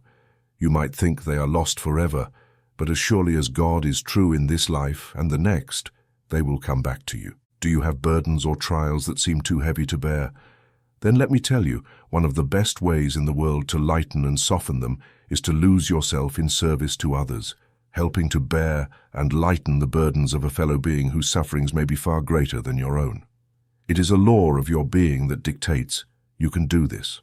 Try it and experience the truth for yourself, and know that in this way, pain is the most beautiful soul refiner the world knows, and should not be rejected but welcomed and properly transformed. I think of a poor widow whose life seemed to contain nothing to make her happy, but instead was full of sadness and hardship, and whose work had been very hard. If it hadn't been for a small disabled child that she loved and cherished tenderly, and who was more precious to her because of his helplessness, losing and forgetting her own harsh situation in the care provided to the little disabled child, her entire life would have become joyful and happy, and her work would not have turned hard but easy, as it was lightened by love and service to another. And this is just one of countless cases of this kind. Thus you can transform your sorrows, lighten your burdens by helping to bear the burdens of others, and if it is not a disabled child, then a brother or sister who, in another respect, may be disabled, or become so if it weren't for your timely service. You can find them around you.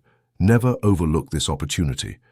Building on this principle, the poor can live as greatly and happily as the rich, those on the humble and low paths of life as incredibly and happily as those on seemingly more exalted ways.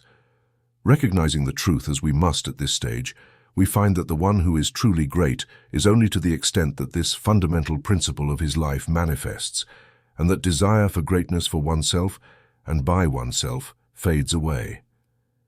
No one but a sick spirit cares about that, for as soon as one grasps this, like a bubble bursting, one understands that it is neither truth nor the permanent, but false and transitory. On the other hand, one who turns away from himself and this falsely called greatness to the service of his fellow beings, puts himself on the right path. That of the true, the genuine, and the degree to which he will succeed depends entirely on his adherence to the law. Do you know the influence of this life on shaping the features that give the highest beauty that can reside there, beauty coming from within, the beauty of the soul, often found in the works of the old masters? True beauty must grow from the inside. The outer covering, so frequent, can never be even a poor imitation of what truth and the genuine are. To fully appreciate the truth of this, it suffices to look for a moment at that beautiful painting by Sandel, The Awakening of the Soul, a face that becomes more beautiful every time you look at it and never tires you of contemplating, and to compare with it the fragmented parts of shops that we see from time to time, or more often, to speak more truly, in the streets. A face of this superior type carries with it a blessing wherever it goes. Not long ago I witnessed a small and beautiful incident. It was a very hot and dusty day. The train passengers were tired, the time seemed long, and the journey joyless. A lady with a face that brought a blessing to all who saw her entered the car with a little girl also of this type of beauty, coming from within and with a musical, sweet, and sparkling voice, also stemming from that source. The little girl, as they sat down, did not delay in saying a few words before beginning to capture the attention of her fellow travelers. She started playing hide-and-seek with an old, serious and dignified gentleman who occupied the seat in the back. At first he looked at her over his glasses, then lowered his newspaper a little, then a little more, and finally dropped it completely. Apparently forgetting himself and his surroundings, he became caught up in the delightful pleasure he experienced with the little girl. The passengers quickly began to follow his example. All newspapers and books were abandoned, the younger ones burst into laughter, and everyone seemed to vie for the honor of receiving a word or a smile from the little one. The dust, heat, Feelings of fatigue and lack of joy were forgotten, and when these two left the car, the little girl instinctively waved goodbye to them as if they were one person. All the passengers bade her farewell in turn, and two otherwise dignified gentlemen abandoned their seats and leaned over to see her as much as they could. Something like an electric spark seemed to have passed through the car. Everyone was now joyful and happy, and the conditions in the car, compared to those before the arrival of these two, rivaled the work of the stereotypon regarding the total change. You have seen those faces and heard those voices. They are the result of a life like the one we consider. They are merely its spontaneous external manifestations, like the water of the earth springing from a natural source. We must not forget the effect of this life on manners and behavior. True courtesy comes from a life based on this great principle, and only from it. This makes the true gentleman a gentle, kind, affectionate man. By nature, such a person can only be truly courteous.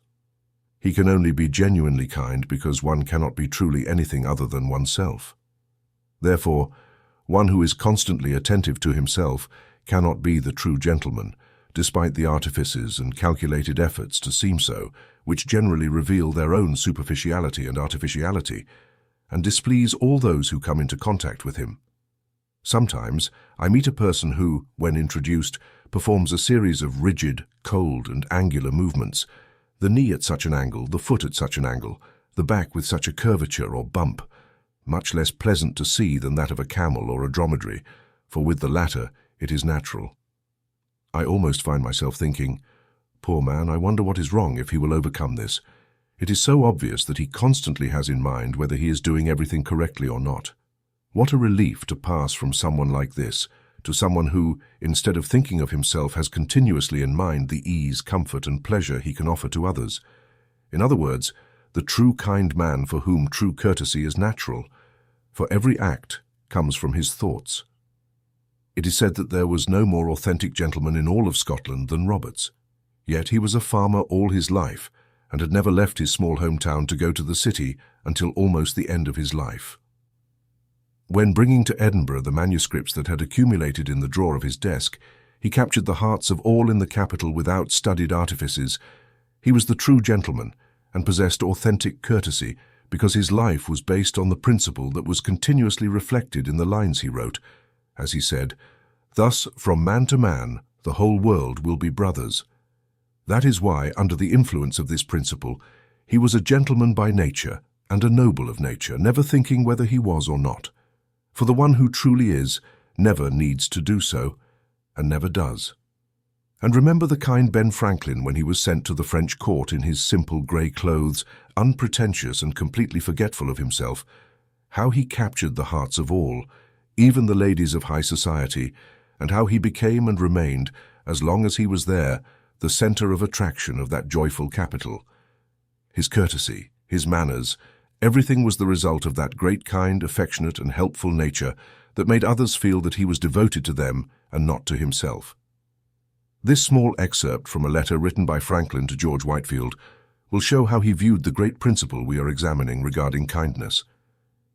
I wish I could have been more helpful to you, but if that had been the case, the only acknowledgement I would wish for is that you would always be as willing to serve any other person who might need your help, and thus let good offices circulate, for humanity is one whole family. For my part, when I dedicate myself to serving others, I do not consider that I am rendering services, but that I am repaying debts. During my travels and since my settlement, I have received much kindness from men to whom I will never have the opportunity to repay directly, and countless mercies from God, who is infinitely above benefiting from our services. These kindnesses from men I can only return to their fellow beings, and I can only testify my gratitude for these mercies of God by a willingness to help his other children and my brothers. True courtesy and education always come from within and arise from a life of love, kindness, and service. It is the universal language known and understood everywhere, even when our words are not. You already know a nice old proverb that says that someone who is kind and courteous to strangers presents themselves as a citizen of the world, and nothing is as memorable or makes someone as dear to all humanity as this universal language. Even mute animals understand it and are affected by it. How quickly, for example, a dog knows and shows when it is treated kindly or the opposite. And it is unnecessary to say a word regarding that large part of our fellow beings whom we tend to qualify as mute due to our inability to understand their language. The attitude we have adopted towards these fellow beings and the treatment they have been subjected to in the past is almost frightening. There are several reasons why this has been the case. One of them is the belief in an afterlife for humans, but not for animals. A few years ago, a gentleman bequeathed about $50,000 for the work of Henry Bird's Society in New York. His relatives contested the will, citing insanity because he believed in an afterlife for animals. The judge, in rendering his decision to uphold the will, stated that after a very thorough investigation, he found that half the world shared the same belief. Agassiz firmly believed in it. An English writer recently compiled a list of over 160 English authors who believed enough to write on the subject. The same belief has been shared by many great thinkers from all parts of the world, and it is a belief that is constantly gaining ground. Another cause, and perhaps the main one, is the assumption of a lower degree of intelligence in animals, which would mean that they are less capable of protecting and preserving themselves. However, should this be a reason to neglect and treat them cruelly? On the contrary, shouldn't it be the main reason to care for, protect, and treat them with the utmost care? You and I may have a brother or sister who is not normally endowed with brain power, who may be an idiot or insane, or who, due to illness or accident, is weak or demented. However, do we use this as an excuse to neglect, treat cruelly, or cease to love this person? On the contrary, the very fact that he or she is not able to plan, take care, and protect themselves is an additional reason for us to exercise those functions with the utmost care. But there are certainly many animals around us with much more intelligence, at least manifest, than this brother or sister. The parallel holds, but the absurdity of the position we adopt becomes more evident. Nowhere can the nobility of character manifest more truly than in the attitude and treatment reserved for the weakest or so-called inferior beings, and therefore with less power to protect and preserve themselves. Furthermore, I believe we will often find that we are mistaken in our beliefs regarding the inferior intelligence of many animals. If instead of merely using them to serve our own selfish ends without proper reward, we always think beyond what we can obtain from them, and then abandon them when they are worn out or no longer serve us, treating them with disdain, neglect, or even abuse. Instead, if we treat them fairly, love them, train them, and educate them as our children, we would be somewhat surprised at the remarkable degree of intelligence that mute beings possess, and also at the remarkable degree of training they are capable of acquiring. However, what can we expect from them when we adopt the attitude we currently have towards them? Page after page could easily be filled with the most interesting and inspiring portraits of their superior intelligence, remarkable abilities under benevolent and judicious training, their loyalty and devotion, the efforts of such noble and devoted workers as Henry Bird in New York, George in Massachusetts, and many others in various parts of the country have already brought about a great change in our attitude and relationships with this vast group of our creatures, making everyone more thoughtful, considerate, and kind. However, this is only the beginning of a work that is taking on increasingly larger proportions. The work of the American Society for Humanitarian Education is probably surpassed in vitality and large-scale results by no other work in the world today. Its main goal is the human education of the American people, and through a single phase of its work, its mercy bands, of which more than 25,000 have already been formed, offer regular and systematic humane training and instruction to between 1 and 2 million children, and this number is continuously increasing. An extremely vital work is underway. No one can estimate the impact of the human feelings instilled in relationships with the animal world, and the feelings of sympathy, tenderness, love, and care that result will inevitably manifest in relationships with fellow humans. For my part, I would be delighted to see this work spread to all schools across the country. In many cases, this phase of child training would have far more vital value and importance in growing into adulthood than the rest of the combined education, and would constitute a very vital entry into solving our social situation. And why shouldn't we speak to and greet an animal kindly as we pass it by, just as instinctively as we do with a human being? Although it does not understand our words, it will always capture the attitude and intention and will be affected by it. This always happens. Animals in general are wonderfully sensitive to mental conditions, forces of thought, and the emotions of people. Some are particularly sensitive and can detect them much more quickly and accurately than many other people. We should be greatly aided in our relationships with them by always being aware that, just like us, they are a part of the unique, universal life. Simply different forms of manifestation of the unique life that has its role to play in the economy of the great universe, just like us, and that they have a destiny to fulfill just like us, and that they are as important and precious in the eyes of the whole as we are ourselves. I saw in the depths of the animal's eyes the human soul looking back at me. I saw where it was born, deep under feathers and fur, or condemned for a time to wander on all fours among the thorns. I captured the mute and tenacious gaze of the prisoner, and I had sworn to remain faithful to you. Brother, I see you, and I am not mistaken. Do not be afraid to stay like this for a time, fulfilling your dreams. You will also return to yourself in the end.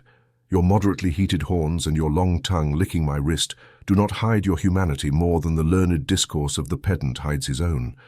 For although you are mute, we have abundant words between us. Come closer, little bird, your wings half outstretched and trembling. In you, I see choirs of angels and the Lord himself in sight.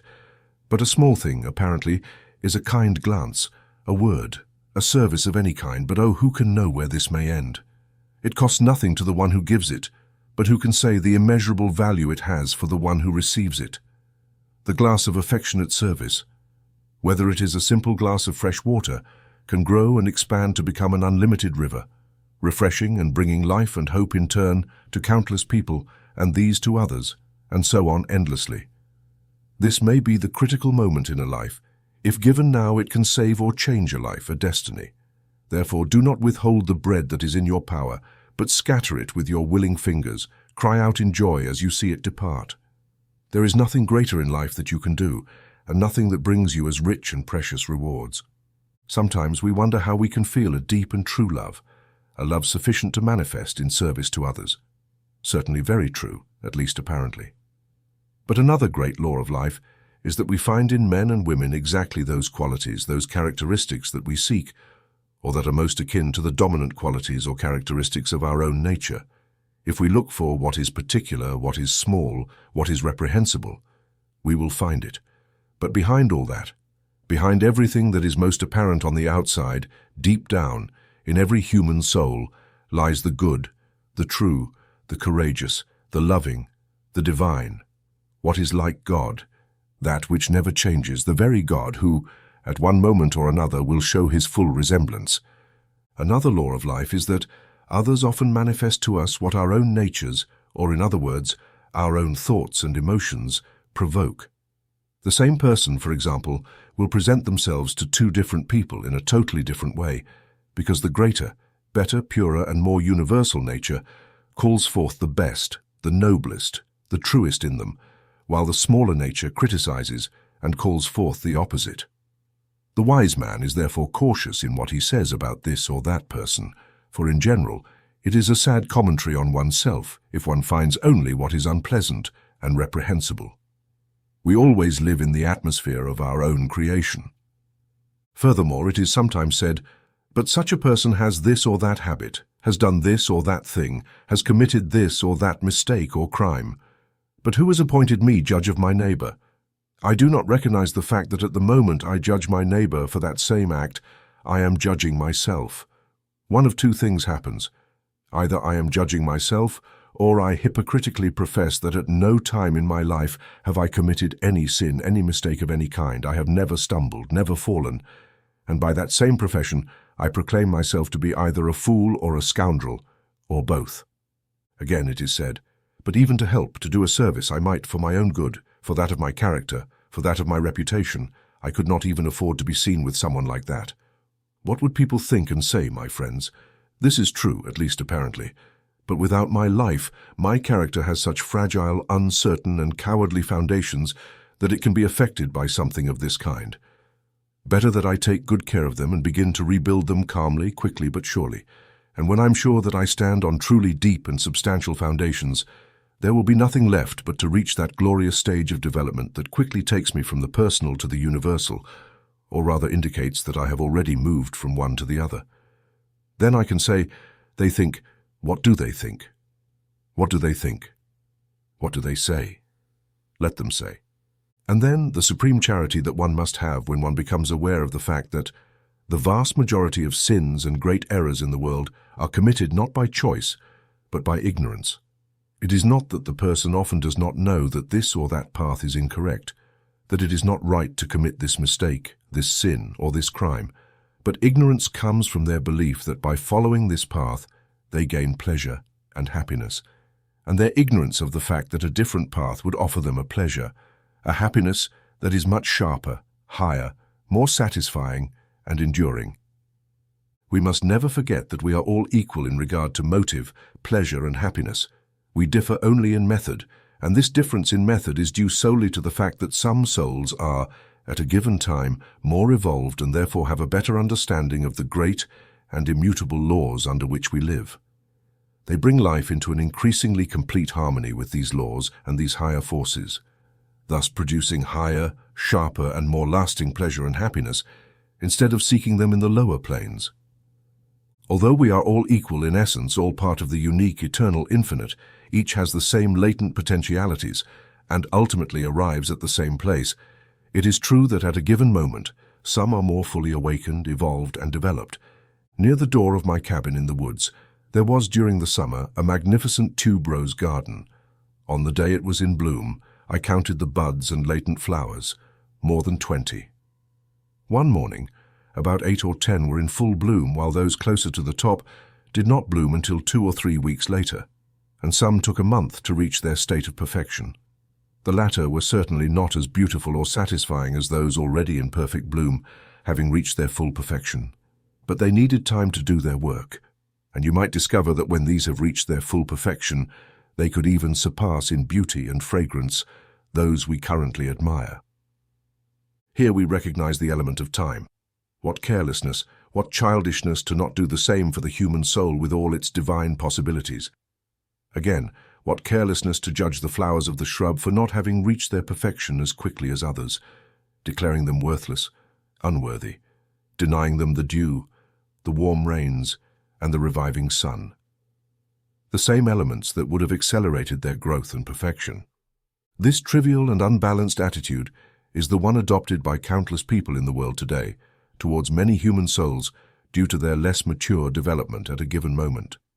The mere fact that a companion or brother has this or that defect, mistake, undesirable or reprehensible characteristic is in itself the reason why he needs more charity, help, and support than one who is more developed and therefore freer of such defects.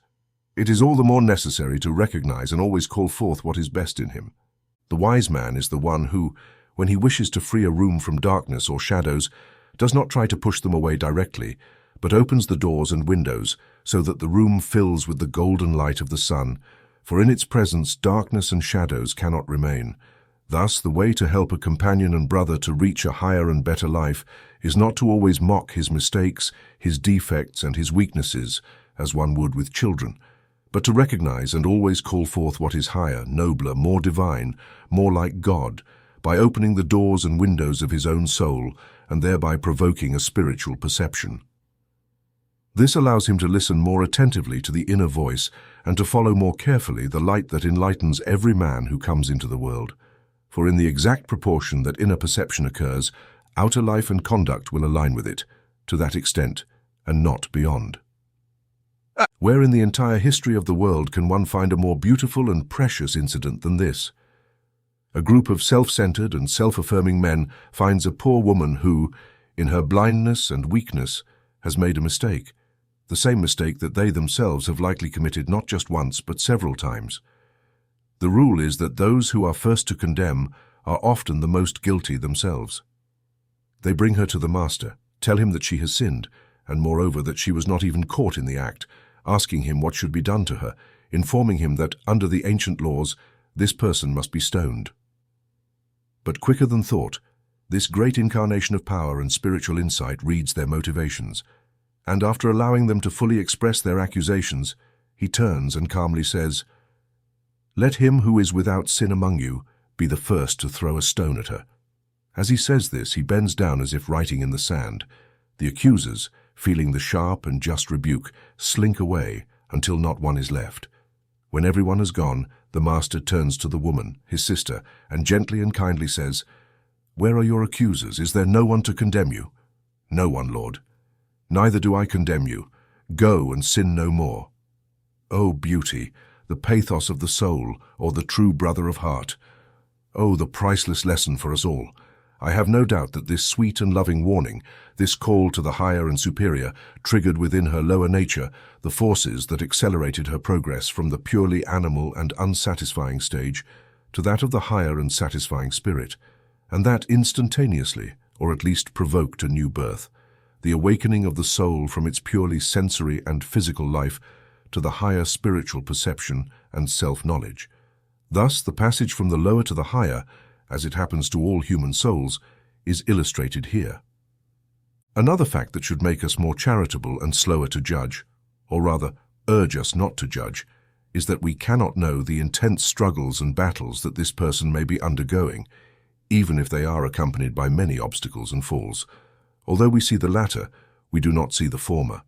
Yet, if we knew the truth, it may be that in our own case, we who are so quick to judge, if we had the same temptations and struggles, the battle would be neither as noble nor faced with as much strength, and our own falls might be more numerous than those of others.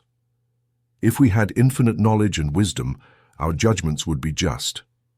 However, even with such infinite knowledge and wisdom, we would spare ourselves an immense task.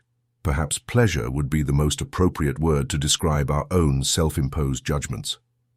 Nevertheless, if I am not capable of dedicating myself with love, service, and devotion to each of the other children of the Father, to every brother, regardless of his rank, position, or apparent condition, it shows that at least one thing among many others is fundamentally wrong with myself, and it also indicates that I will never know the full and supreme joy of existence until I am capable of viewing each situation in the light of a rare and precious opportunity in which I delight supremely. Although what has just been said is true, there are times when wise discretion must be exercised, and while there may be actions I can undertake to help another person, there are also other moments when I can act recklessly. I feel sympathy for a friend who is bedridden, but it would be very unwise of me to put myself in the same situation and lie down beside him, thinking that is how I can show him all my sympathy and be of great help to him. On the contrary, it is only when I find myself in a higher position that I can extend a hand that will truly lift him. When I lower myself to the same level, my power to help ceases. Similarly, it would be unwise, or even more so, if I thought as a woman of marrying a man who is a drunkard and libertine, thinking that my love could reform him. First of all, I would realize that the desired results could not be achieved in this way, or better said, they would not resemble those obtained more easily by other means, and with much less expense.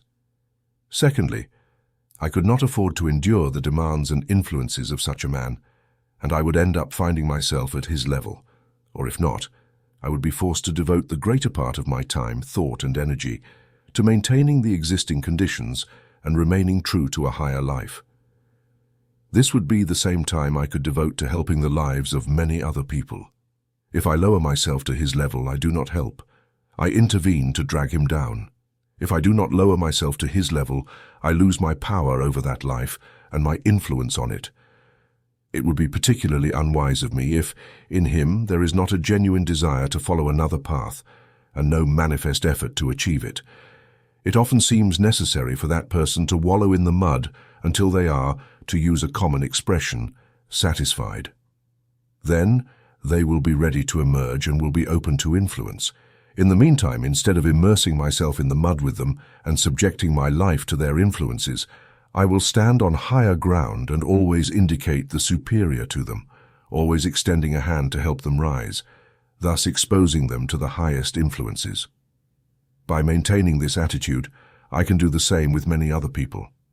There will be no bitterness, condemnation, or contempt, but the highest charity, sympathy, and love. And it is solely by this means that I can manifest what is the highest and that I can truly help, for it is only to the extent that I elevate myself that I can attract others to me. In this realm of service, as in all others, one must always use the supreme regulator of life and human conduct, common sense. There are certain natures that, for example, by receiving more help, end up improving incredibly, going so far as to become dependent and losing their sense of self-sufficiency. For them, the best service to render is to guide them in the most judicious and indirect way possible towards self-sufficiency. There are other people whose nature makes it such that the more they are helped, the more they expect and demand, even as a right. In other words, they are parasites or vultures of the human species. In these cases, the greatest service one can render is the rejection of service, a refusal of help in its ordinary or expected forms, and an even greater service in the form of teaching this great principle of justice and compensation that runs through the entire universe. For every service there must be, in one form or another, adequate service in return. The law of compensation, in one form or another, is absolute.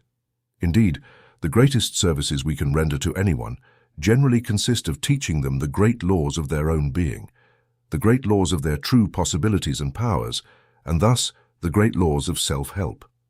It is also possible that there is someone whose heart turns away from love and service to others, and who, due to a lack of broad vision or understanding of the whole of things, may see their time and energies dissipated in the highest service, while being continually diverted from their own and greater development of their powers and possessions. These same elements, taken in their totality, would make them 1,000 times more effective and powerful in their own life, and, consequently, in the life of service and real influences. In these cases, it is often true that the mark of the most absolute selflessness is a strong and marked selfishness, which will reveal itself to be selfishness only if one never loses sight of the self. The self is supremely important, the most important factor. Even in the life of greatest service, being always necessarily precedes doing. Possessing always necessarily precedes giving. But this law also holds when being exists.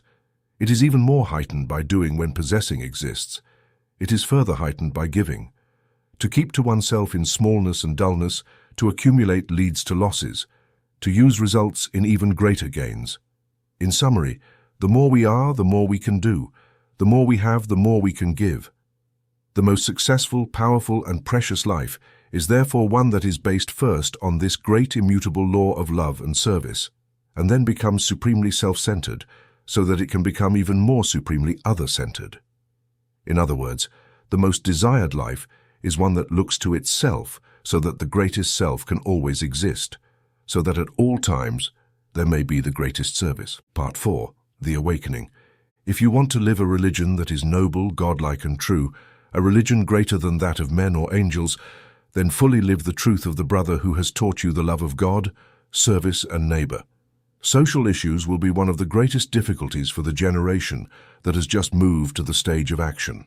They, more than any other, will demand the attention of humanity, as they already do across the waters. Even among us, the attitude between the two classes or class separation will be the main problem. A solution is urgently required. Over the years, this separation has progressed, but never so quickly as in recent days. Each has come to see the other as an enemy, with no common interests, and what benefits one must necessarily be at the expense of the other. The large masses of the people, the working classes, who should be present in our churches, feel that they are not accepted there and even that the church is becoming their enemy. There must be a reason for this, as it is impossible to have an effect without a prior cause. It is indeed time to awaken to these facts and conditions, as they must be confronted head-on. A solution is required, and if it comes sooner, it will be much better. For if this continues, everything will be intensified 1,000-fold, extinguished, even for many innocents.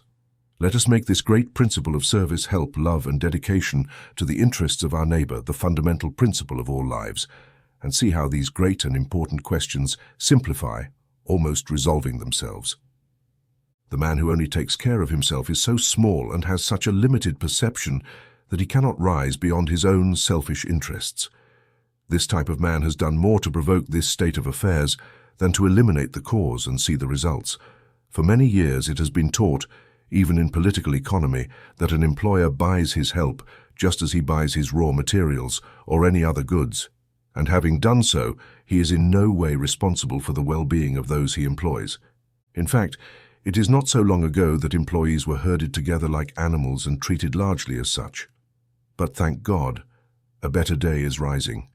Even employers are beginning to see that practical ethics or true Christianity and business cannot and should not be separated, that the man who employs, rather than being merely an animal whose services he purchases, is after all his equal and his brother, and must be treated as such, and that when this truth is not recognized, a just God intervenes, demanding punishment for its violation. This recognizes that all that is for the well-being of the employer, that any privilege he may enjoy that helps him grow and develop his physical, mental, and moral life will provide him with a pleasant home and harmonious family relationships, that any influence tends to elevate him and make his life happier. All of this is a direct gain, even from a financial perspective for him, through the increase in the efficiency of the worker. It is now recognized as a fact that the employer who cares about these things, all else being equal, is the one who succeeds best. Thus the old and false fade away before the just and true, as must occur sooner or later. The divinity and power of the worker are increasingly recognized. In the very distant history of the race, someone who had violated a great law, having offended a brother, asked, "Am I my brother's keeper?" Knowing that he was, he nevertheless framed the question in this way, deceived in his desire to avoid, if possible, responsibility. Many employers, in their selfishness and greed for profits, have framed the same question in this way, thinking they could overcome the certain and eternal laws of a just ruler, but they have only further deceived themselves. These, more than others, have greatly contributed to the current state of affairs in the industrial and social world. As soon as the employer recognizes the falsity of these old teachings and practices, and the fact that he cannot buy the services of his employee in the same way he buys his raw materials, but that the two are on very different planes, that his employee is his partner and his brother, and that he is his brother's keeper and will be held accountable as such, he will see that it is in his own higher interest, as well as in the higher interests of those he employs and of society in general. As soon as the employee fully appreciates his opportunities and makes the best use of them all, and in turn takes a very active and personal interest in everything concerning the well-being of his employer, the solution to this great question will emerge, and not before. It is not about legislating, but about educating and doing what is right, that is, dealing with the individual and thus preventing and healing, and not merely suppressing and regulating, which always fails, for in a case of good or evil, no question is definitively resolved until it is correctly resolved with the individual. Dealing with the individual is thus necessarily at the root of all true social progress. There can be nothing worthy of that name without it. All will immediately recognize the truth that the good of the whole is defended by the good of each, and the good of each makes for the good of the whole. Thus take care of the individual and the whole will take care of itself. Let each individual work in harmony with all others, and harmony will pervade the whole. The old theory of competition, which holds that to achieve great progress, we must have great competition to encourage it, is as false as it is wild and harmful by nature. We are coming to a point where the greatest men and women are beginning to see its falsity, recognizing that it is not competition, but cooperation, reciprocity, that is the great and true power for progress, not by trying to pull down companions, but by helping them and being helped in turn. Thus, by combining and multiplying each other's power, instead of wasting much of it against one another, and although some parts manage to rise while others remain in a lower condition, this holds little value concerning their own peace and well-being, as they can never be what they might be if they were all together. Each of them is but a part, a member of the great civil body, and no member, to say nothing of the whole body, can be perfectly well or perfectly comfortable when any other part is ill. No part of the community or nation can be isolated. All are dependent and interdependent. This is the uniform teaching of history, from the earliest times to today. An admirable example of this fact, if the word admirable can be used in relation to such a deplorable subject, is the unprecedented labor problem we had in our great western city just a few summers ago. The wise man is the one who learns from experiences of this terrible nature. It is only when this all-powerful principle is fully recognized and built upon comprehensively that the principle of brotherhood, the principle of unity, can penetrate within us, and each can recognize the fact that his own interests and well-being depend on the interests of others, the well-being of each, and therefore that each is but a part of the great whole, and that each stands side by side in the collective advance. It is only at that moment that we can hope for a true solution to the great social problems that confront us, and any permanent elevation of the level of our social life and national well-being will be realized. This same principle is the solution, the only true solution to the question of charitable organizations. Indeed, in recent years, and only during this period, people are beginning to become aware of the enormous and effective work of charitable organizations in all our large cities, just as the Elbert system in Germany testifies to the truth of this.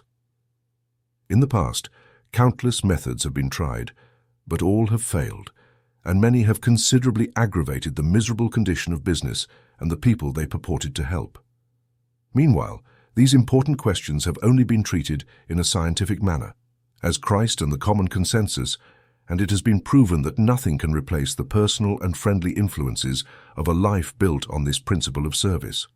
The question of helping the poor and the needy has passed through three distinct phases of development in the history of the world. In the early days, it was every person for themselves and the rest behind. From the time of Christ until recent years, it was about helping others. Today, it's about helping others help themselves. The wealthy lady of society, strolling down Fifth Avenue in New York, Michigan Avenue in Chicago, Charles Street in Baltimore, or Commonwealth Avenue in Boston, who tosses a coin to anyone who asks her for alms, is not performing a true act of charity. On the other hand, she may do much more harm than good, as is often the case.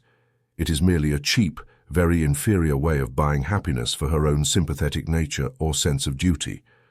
Never let the word charity, which always includes elements of selfless service, genuine help, kindness and love, be degraded to a mere synonym for giving, which can mean tossing a coin out of disdain or for show, while recognizing the great truth that the best and only way to help another is to help them help themselves, and that the underprivileged classes need not so much alms as friends. The Carry organization, with its various branches in different parts of the city, has a staff of friendly visitors, almost all volunteers from some of the best homes on earth. Thus, when a case of need comes to the attention of the society, one of them goes to the person or family as a friend to investigate, discover what circumstances led to these conditions, and if it is found that help is warranted, current needs are met. An effort is made to ensure work, and everything is done to reactivate the individuals so that their self-esteem can be restored and hope can enter. For nothing tends to make one lose self-esteem as quickly and completely as being forced or wanting to beg. Thus, often, one enters a new life where light and hope take the place of darkness and despair. This is not the only service the friendly visitor provides, but they become a true friend and make regular visits. If, by this process, it is discovered that the one asking for charity is an impostor, as is often the case, appropriate means are employed to expose them and stop their progress down this path. In this way, organizations do very valuable work that will be increasingly recognized as they become better organized. There is a great need for more people who possess the true spirit to act as visiting friends. It is this same great principle that has given rise to our university colonies and neighborhood unions, which are growing so rapidly and are destined to accomplish great and effective work. Here, a small colony of young women, many from our best homes and the most competent graduates of our best schools, and young men, many being the most competent graduates of our best universities, settle in the poorest neighborhoods of our great cities to try, through their personal influence and direct contact, to elevate the lives around them to a higher level. This is how the poor and the unfortunate are dealt with directly, how classes mix, how the sentimentality that can harm and has harmed these great problems is eliminated, and how the person being helped will not be hindered but truly helped. Those whose lives are based on this principle will not view this work as something fleeting or fashionable, but as something right and true, like Christ. Great and noble people never fear mingling with the poorest and least fortunate. Only those who would like to be counted among the great, but are too small to be recognized as such, and who, always thinking of themselves, strive to appear great, are on the wrong path. There is no surer proof of this. It has been said with much truth that the greatest thing a man can do for God is to be kind to some of his other children, to all the children of the same Father. Therefore, all the brothers and sisters of humanity, man is at the side of God. Man is God incarnate. Humanity cannot, therefore, be very far from mercy. There are many people who care a lot about serving God, as they call it. Their idea is to build great buildings, adorned with costly decorations for Him, and they spend a great deal of their time singing hymns and hallelujahs to Him, as if He needed or wanted this for Himself, forgetting that He is well above what we can say or do for Him, forgetting that He does not want this when some of His children are hungry or dying of hunger for the bread of life. Can you conceive of a God who would be worthy of love and service, and I speak with the utmost reverence, who would rejoice in such things under these conditions?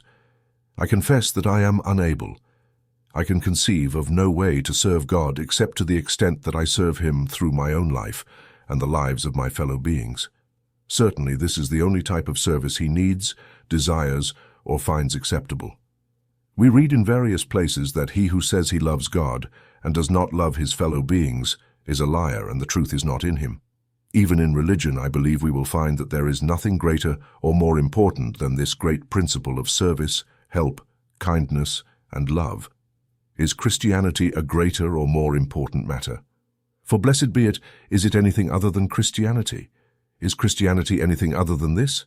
At least if we take what the Master Himself said, why not ask ourselves what is true Christianity, not just by name, but as a true disciple of Christ, one who does what He did, one who lives as He lived? And moreover, who was Christ? He who healed the sick, clothed the naked, healed the broken-hearted, supported and encouraged the weak and hesitant, became a friend and helped the poor and needy, condemned the proud and selfish, taught people to live nobly, truly with greatness, to live in their highest and divine being, that the greatest among them must be their servant, and that His disciples were those who lived as He lived. He dedicated all His time to the service of humanity. Thus, He gave all His life. It is He who devoted Himself to doing good. If you wish then to be counted among His disciples, to bear that blessed name, the Christian name, then sit at His feet and learn from Him. Love Him. Do as He did, as He taught you to be. Live as He lived, as He taught you to live. You are a Christian, and that is the least you can do. True Christianity cannot be found otherwise. It doesn't matter how one names themselves. For many are those who call themselves thus, but to those Christ will one day say, I never knew you. Depart from me, you cursed. It doesn't matter what faith one follows, what rites and ceremonies one observes, however loud and numerous their professions may be. All this is mere superficial mockery, unless one is a Christian, and being a Christian, as we have discovered, means being a disciple of Christ, doing what He did, living as He lived. So live the life of Christ, live to become one with God, and remain continually in that blessed union.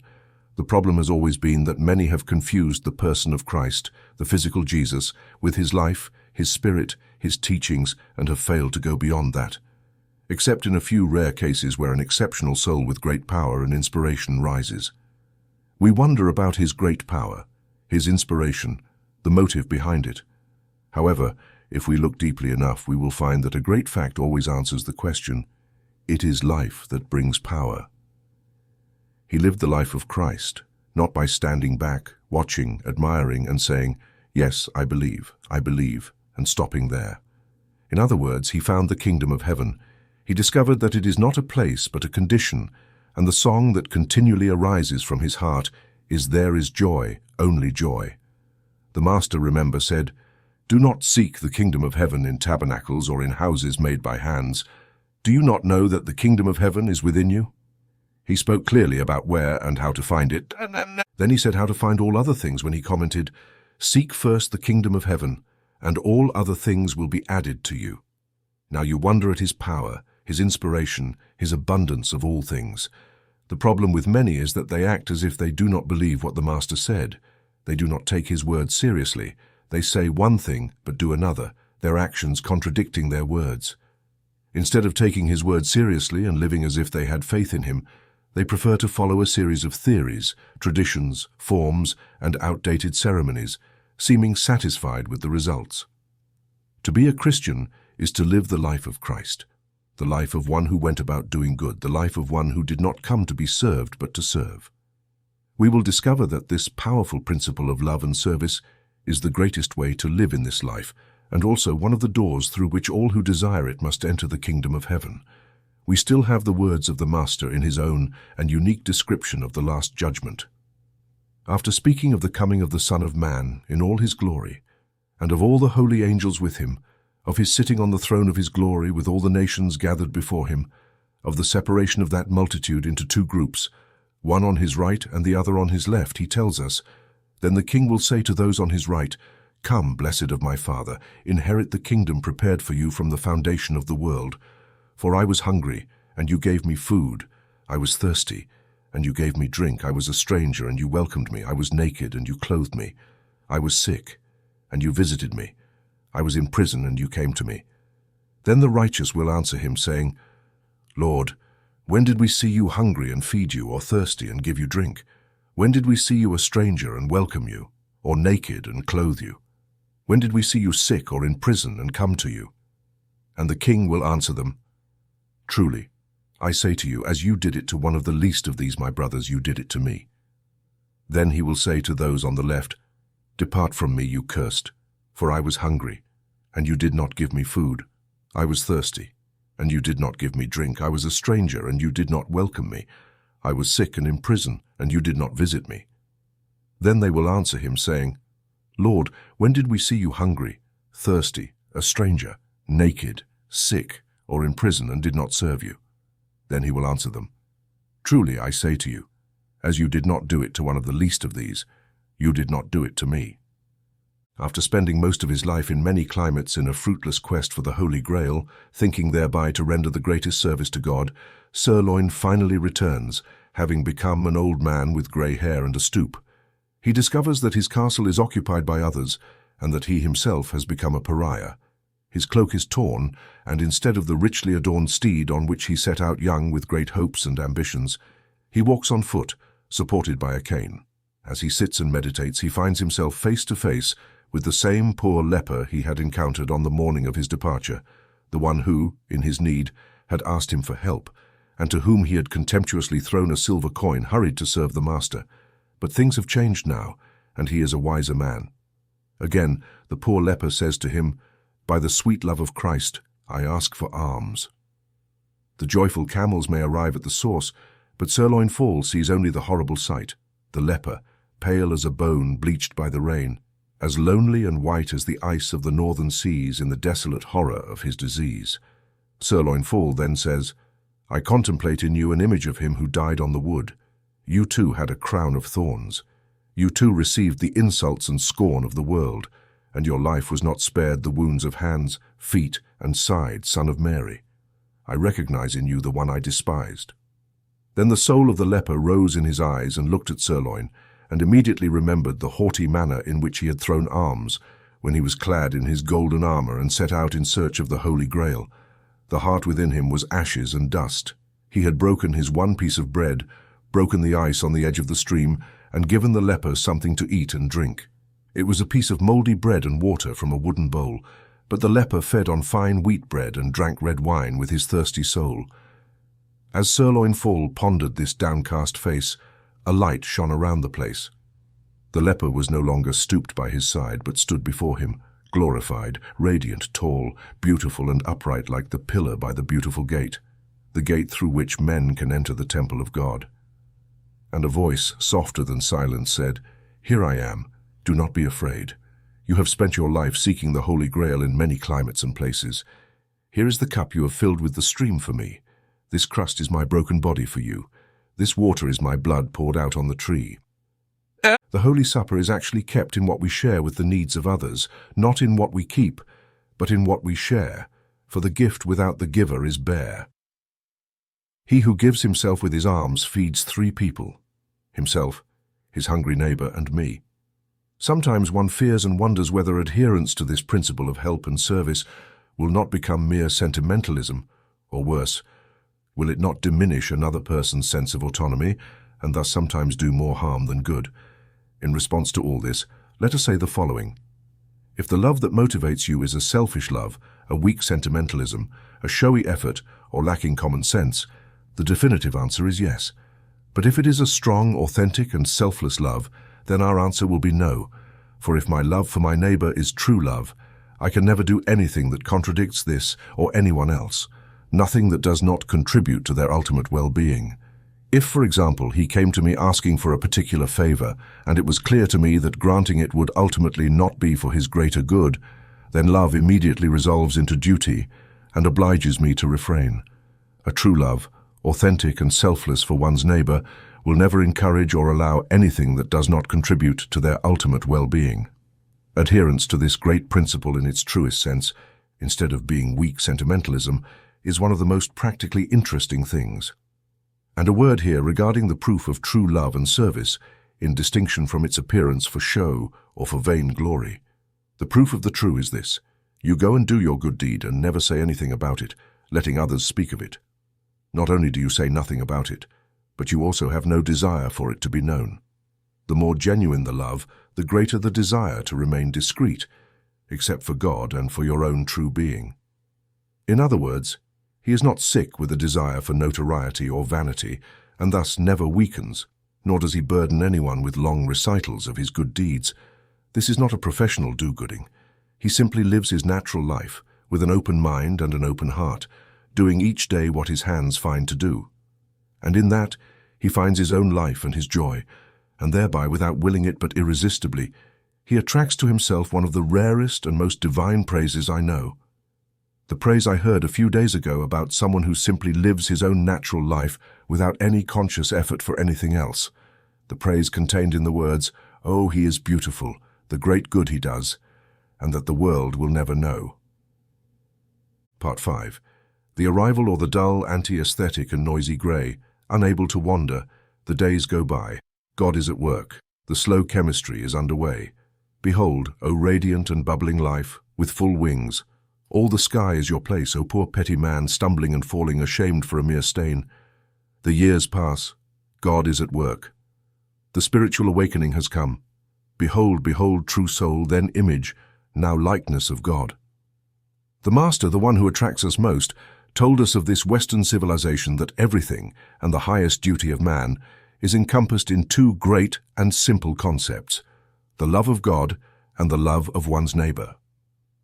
This last point has been fully considered.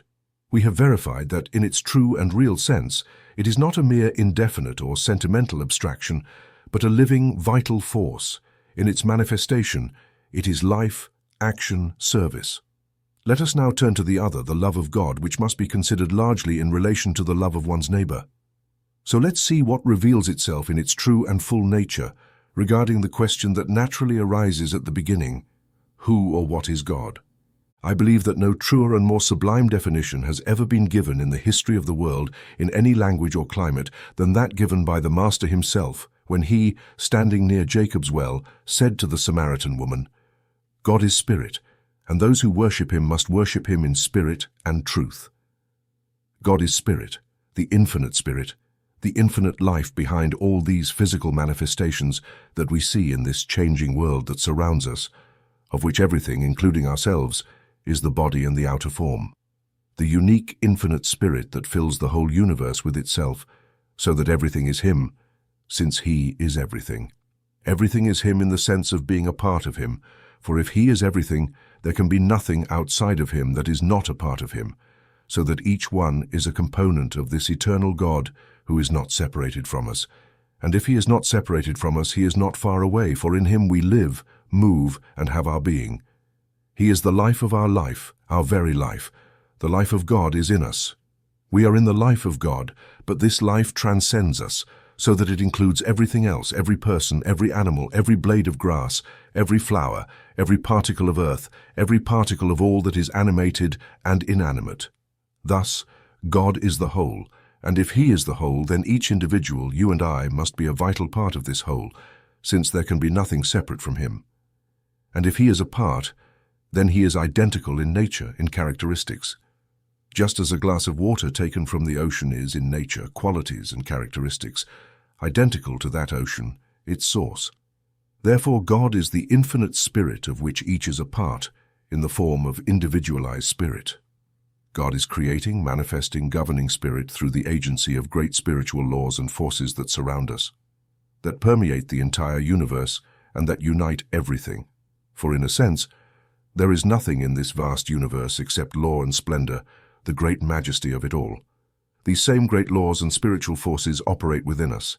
They are the laws of our being, governing every act of each individual life.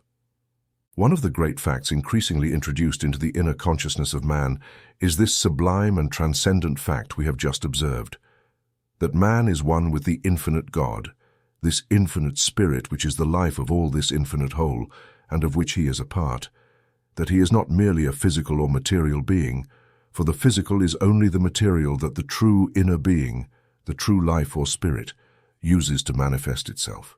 He is spirit, that spirit which lives in a physical body to achieve contact and experience with the material world that surrounds him while being in this form of life. But spirit nonetheless, and spirit now as much as he will be or can be until he increasingly recognizes his true higher being, and thus consciously evolves step by step toward the realization of his real nature, the true being, God. As I heard from one of the great thinkers and writers of the world just a few days ago, men talk of having a soul. I do not have a soul. I am a soul. I have a body. We are also told in the Word that man was created in the image of God. God is spirit. What must man be if what we are told is true? One of the great errors of all past times has been that we have confused the body, this house in which we live while we are in this form of life for a given time which comes from the earth, and which, after a certain time, returns to the earth with the true being. We have either lost sight of or have not recognized the true identity. The result is that we live life on the wrong side, the external side, while all the true life comes from within. We have turned our lives away from conscious harmony with the higher laws of our being, which pulls us against the great divine order of things. It is therefore strange that we encounter struggles, disharmonies, sufferings, fears, thoughts, falls along the way, strange and inaccessible dispensations of providence, which we contemplate everywhere. The moment we align our lives with the higher laws of our being, and therefore in harmony with the flow of the divine order of things, we will find that all this will take flight, for the cause will have been eliminated, and when we contemplate the long panorama of a life thus lived, we will find that everything wonderfully, perfectly, and divinely integrates with all the others. Some, and many no doubt, will find that it is a lot, but it is no more than what the Master guaranteed us when he said, and I repeat it so many times, "Seek first the kingdom of heaven, and all other things will be added to you." He did not leave us in the dark about what he meant exactly by the kingdom of heaven, for he again said, "Do not say here or there, do you not know that the kingdom of heaven is within you?"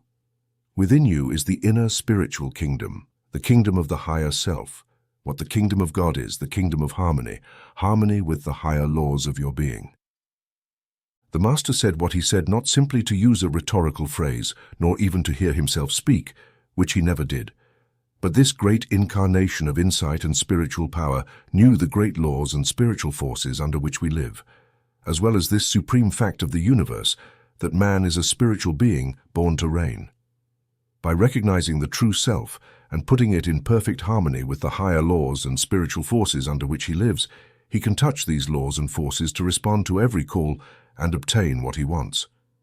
This is one of the most astounding scientific facts of the universe. When one has found and penetrated into the kingdom, then the truth of the great precept applies. Do not worry about tomorrow, for tomorrow will take care of itself. Yes, we have lived life on the wrong side.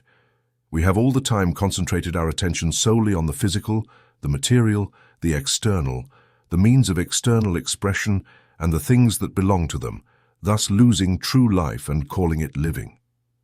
And it does indeed seem that we are satisfied with the results. It is not surprising that many human souls have cried out many times, "Is it worth living?"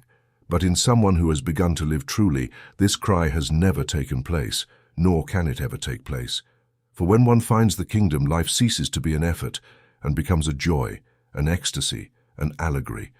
If you find that all the evil, all the terror, all the sickness, all the suffering, all the fears, all the thoughts of life are on the physical side, the material, the transitory, while all the peace, all the joy, all the happiness, all the development, All the rich, exultant, and abundant life are on the spiritual side, the ever-growing, the eternal, that which never changes, that which has no end.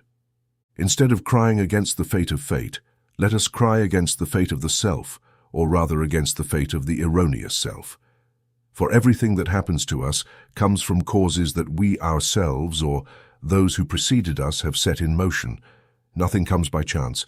Indeed, in the whole vast universe there is absolutely no chance. We attract what comes. If we are not satisfied with the effects or the results, what needs to be done is to change the causes. For we have everything in our hands.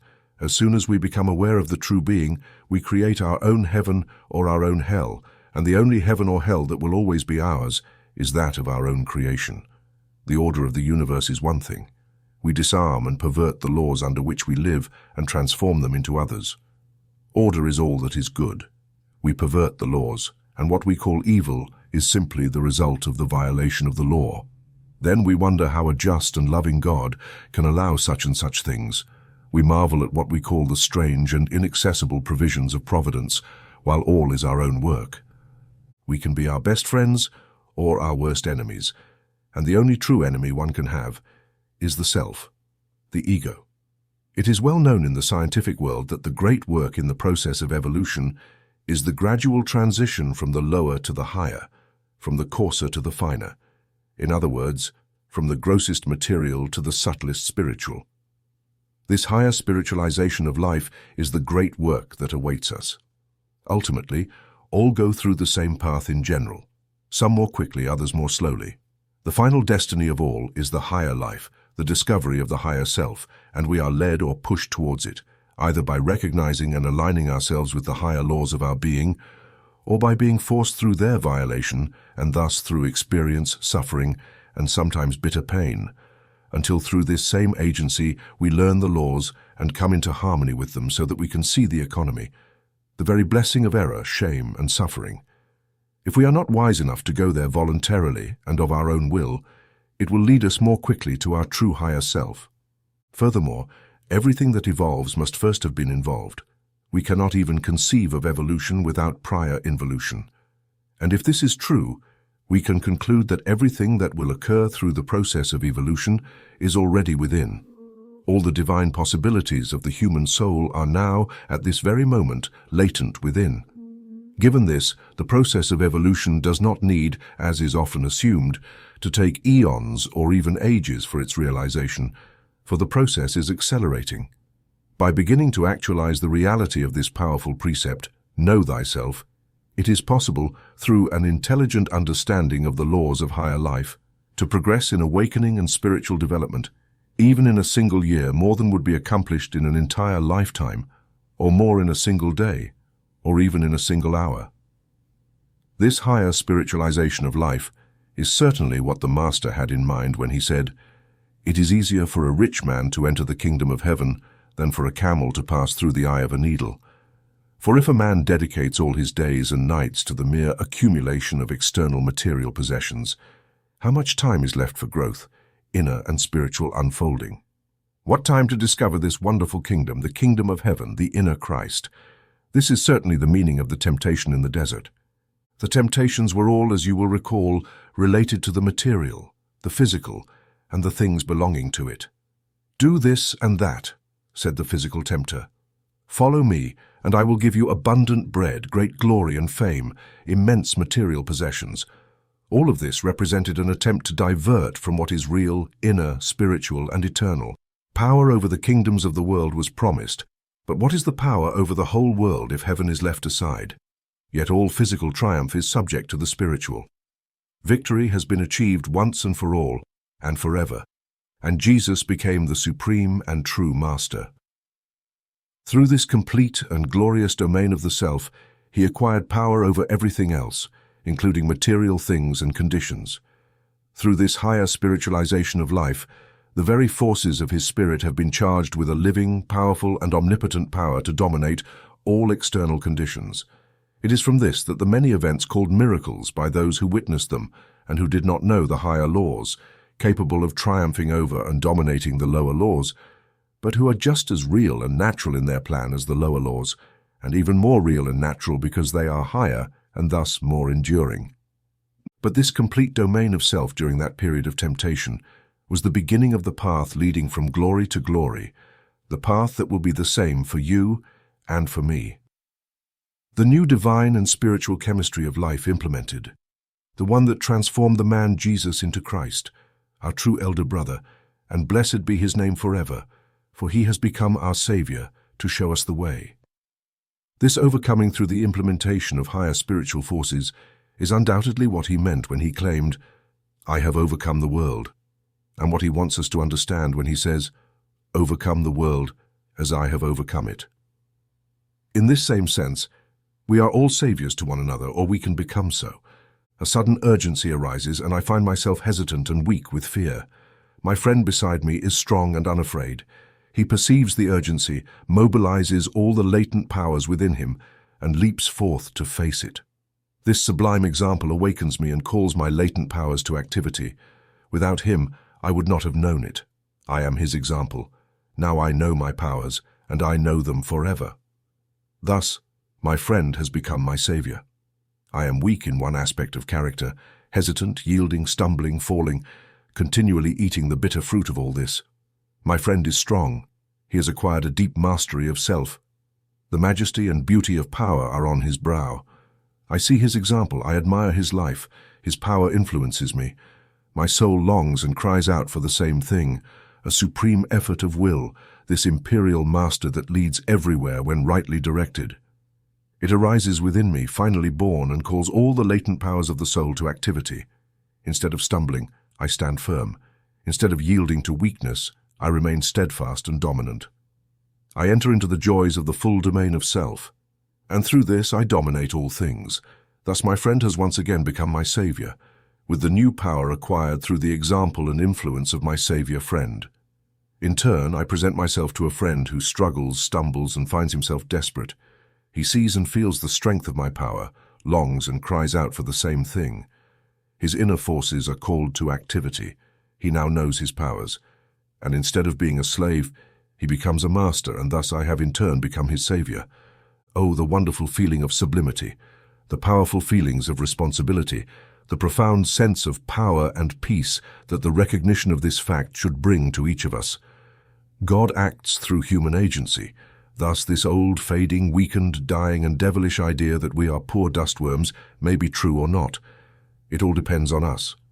The moment we believe that we are, we become so, and as long as we cling to this belief, we maintain that identity, acting and living accordingly. However, as soon as we recognize our divinity, our higher being, our divine being, and the fact that we are the saviors of our kind, we truly become saviors, and we place ourselves and move amid a majesty, beauty, and power that proclaims us as such. There is a general idea that transcendence in this sense necessarily involves more or less a form of renunciation, something that might evoke asceticism. On the contrary, the highest, truest, and most intense pleasures that the human soul can know are found only when the higher part has entered and begun its work of domination. Instead of renunciation, there is a great law that says the lower part of its own accord yields to the higher part. And soon comes the moment when one rises and looks back, one wonders if what was once called pleasure ever satisfied us, for what then satisfied us, compared to what is now our peace, our satisfaction, and our joy of every hour was nothing more than poor bronze compared to the finest, purest, and rarest gold. From what has been said, it should not be inferred that the body, physical life, and material existence should be despised.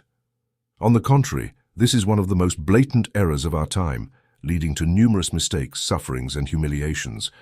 Instead, it should be regarded with the utmost consideration. It should be loved and developed to its highest perfections, beauties, and powers. God did not give us the body in vain. It is as sacred and beautiful as the spirit itself, being merely the outer material manifestation of the individualized spirit. And we, with our thoughts and emotions every hour, construct it, determining its conditions, structure, and appearance. And if we are satisfied with a condition, through the understanding of the laws, we have the power to change and modify it. Marion, the eminent French scientist, a member of the Royal Academy of Sciences and recognized as one of the most prominent scientists of his time, tells us that the entire human structure can be reconstructed in less than a year, about 11 months being the time necessary for the most compact and fixed parts to react, while other parts respond more easily in 2 or 3 months, and some even in a month. Every part, organ, or function of the body is as pure, beautiful, sweet, and sacred as any other. It is only because of the perverted view that man has of it that certain parts become something else. And as soon as they become that, abuses, misuses, suffering, and shame appear. It is not repression but elevation. One could repeat 1,000 times. It is not repression but elevation. Every part, every organ and function of the body is given for use, but not for misuse or abuse. And as soon as the latter occurs concerning any function, it loses its superior powers of use, and with them, the higher powers of true pleasure. Thus we have this great category known as the abnormal, who resort to various methods for pleasure, but always fail to find it truly, for the law does not allow violations. If it is violated, it takes away the same powers of enjoyment. It destroys the things one thought had been secured by its violation, or reduces them to ashes in our hands. God, nature, law, and the higher being cannot be deceived. It is not by repression, but by elevation. And one must understand repression only in the sense of mastery. That is to say, we must be the master, not the body. We must dictate to the body, and never, not even for a moment, allow it to dictate to us. Oh, the thousands, the hundreds of thousands of men and women who are everywhere swept from one side to the other, led towards this and that, where their own higher being should not go, simply because they have allowed the body to take control, while they have placed themselves in the position of the weak, the slave, all because of their own weakness due to ignorance of the immense internal forces and powers, the forces and powers of the spirit and thought. It would be a wise plan for all those who are slaves to the body, for we all are, more or less, each in our own way, and none are absolutely free. It would be a good plan to immediately, at this very moment, hold a conversation with the body in this manner. Body, we have lived together for a long time. Life has been fully satisfying, neither for you nor for me. The cause is now evident to me. I have voluntarily ceded you control. You did not take it of your own will, but I have gradually given it to you, and just to the degree that you have acquired it. Neither of us is guilty. It is due to ignorance. But henceforth we shall reverse roles. You will be the servant, and I the master. From this moment it will no longer be you who dictates to me, but I who will dictate to you. I, united with intelligence, wisdom, and infinite power, aspiring to an ever more complete realization of this unity, will take control and ask you to assist me in the outer manifestation of this realization, increasingly complete. Thus, we will reclaim the ground we have lost. We will be truly united instead of being ridiculed, and we will help each other realize the highest, most satisfying, and most enduring pleasures that human life can know. We will thus mutually assist each other towards the higher and ever-growing life, instead of degrading each other toward the lower and always descending life. I will become the imperial master, and you will be the true companion, and thus we will move toward a life of ever greater love and service, and therefore true enjoyment. This conversation, if held in the mind with a fervent and sincere desire for realization, strengthened by the forces of thought, and continually assisted by that absolute magnet of power, the firm expectation will bring, if all remains firm and persistent, the full realization of the most ardent desires with as absolute a certainty as effect follows cause. The higher self will invariably dominate when affirmed with truth and firmness. The same attitude can be adopted in relation to the body in case of illness or suffering, with the same results. One can implement forces that will literally change and transform the sick and abnormal parts, and in time render them healthy, strong, and normal. This will occur when we understand and vitally grasp the laws of these powerful forces, and fully recognize the absolute control of the spirit over matter. All this, I repeat, is in accordance with the natural spiritual law. The knowledge of the spiritual realities of life forbids asceticism and repression, just as it forbids license and perverted use. To err on one side is just as contrary to ideal life as to err on the other side. All things have their utility. All must be used and appreciated, but they must all be used correctly to be fully appreciated. What is sought is the triple life, physical, mental, and spiritual development. This produces the complete life, and he who fails in one of these aspects does not attain the perfect whole. The physical also has its uses and is just as important as the others. However, the great secret of a highly successful life is to infuse the mental and physical with the spiritual. In other words, it is to spiritualize everything and thus elevate everything to the highest possibilities and powers. What we want are complete and fully developed men and women, not ethereal and pale beings, but men and women of flesh and blood for action and service here and now. Strong and powerful men and women, with all faculties and functions fully deployed and used, all in a real and limited but correctly subordinated state. The man and woman of this type, especially with the imperial hand of control, standing and moving like a king or even like God himself, are the men and women of power. This is the ideal life. Everything else is unilateral and does not attain it. The most powerful agent in character formation is this awakening to the true self, directing toward the fact that man is a spiritual being. He is more than the self. This very eternal self is a spiritual being here and now at this very moment, with the powers of God that can be swiftly invoked. With this awakening, life in all its multiple relationships wonderfully simplifies, and as for powers, the full realization of the fact that man is a spiritual being and lives as such is absolutely unlimited, increasing in direct proportion as the higher self and the divine self assume control. And also, in accordance with this higher spiritualization of life, as this awakening and realization advance, one immediately enters into contact with the universe, feels the power and emotion of universal life, steps out of one's little garden and mingles with the great universe. And the little perplexities, trials and difficulties of life that irritate and disturb today disappear by their own insignificance. Intuitions become sharper and more infallible in their guidance. The power to read men increases in such a way that no evil can come from this source. The ability to see the future grows greater and greater, so much so that the old adage that future events cast their shadow beforehand is becoming more and more true. Health eventually replaces illness, as all disease and its consequent suffering are simply the result of the violation of the law, whether conscious or unconscious, intentional or not. A spiritual power also arises that, when emitted, is suitable for healing others, just as it once was.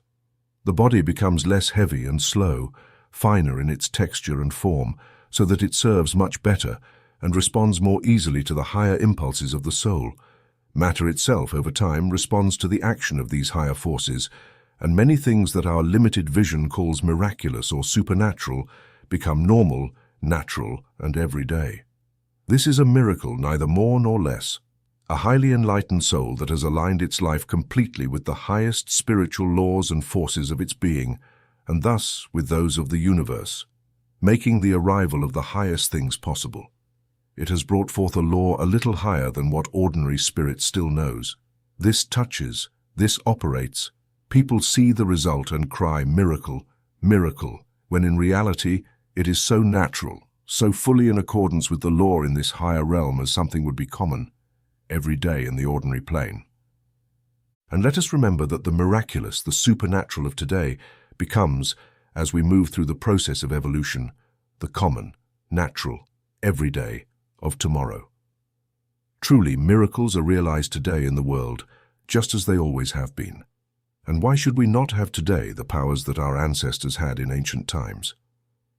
The grand universe in which we live is the same. The great laws under which we live are identical. God is the same and works in his world today as he did then. The only difference we will find is within ourselves. We have lived our lives out of harmony with the higher laws of our being, and as a consequence, have lost the higher powers through lack of use. We are told that powerful men walked with God, and in the last clause lies the secret of the first. Men who lived in spirit, men who followed true life instead of dedicating all their time and attention to what is purely external, men who lived in the higher levels of their being, and not continuously in the basements, with a few exceptions. We have inverted the process. We live in the valleys, so to speak, often in valleys infected with disease, whereas we could rise to the summit of the mountains and dwell there continually under the warm and gentle light of the Son of God, or if you prefer, the great and immutable laws of nature. And we discover that we are rising more and more, and revelations are new every day. The Master never claimed for himself anything that he did not claim for all humanity. On the contrary, he said and continuously repeated, "You will not only do these things, but you will do even greater things, for I have shown you the way." And although this seems strange to many, this is exactly what he said about the vital power of thought and inner forces in shaping conditions, and even more about the supremacy of thought over conditions. The world barely understands, to say nothing of even having an idea, that the elements are forces, and that, through them, we have creative power. This is one of the most vital facts of the universe, the most vital fact of being human.